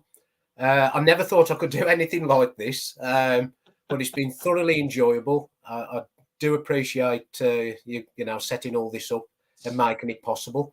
And you never know what's for the future now. It's a totally open book to what we can do. And It's not just me and you. There's other people that can come on and talk about the TV programs as well, who loves it all. So, yeah, as I said, Del, thank you for having me on, mate. It's been really, really enjoyable. And thanks to everybody that's come on as well and supported us. Thank you very much for the questions. It's been absolutely brilliant. So until next time, folks, thank you very much indeed. And I'm just going to say ditto. If it weren't for you guys out there, we wouldn't be doing this. Denny knows exactly what I think of him. No, honestly. Denny knows exactly what I think about him. We will be doing something extra. And I always end my blogs by saying salute. And I did see the doctor going like this as well at the end. I don't know whether I got it from there or whether I got it from Frankie Howard and at Pompeii. Salute. But that's how I end it, and that's how I'm going to end it now. So thank you, guys. I'm going to hit the end stream now. Please leave comments and stuff. We'll take everything in and watch this space for new streams to come. Okay, and I'm gonna let Denny say the last word because he hasn't said this yet. I'm gonna say this now, and I'm pretty sure he's gonna say it next. And a Merry Christmas if you don't hear from me before Christmas comes along. Denny. Yeah. And yes, as what Del just said, Merry Christmas to you all. Everybody stay safe out there and have enjoyable New Christmas and New Year. So goodbye to everyone. Thank you. I'm going to end it with one extra comment that says here, Wurzel Gummidge, old and new, in any of the 6-part episodes that were made for children, Let the Moon Dial and others. Wurzel Gummidge.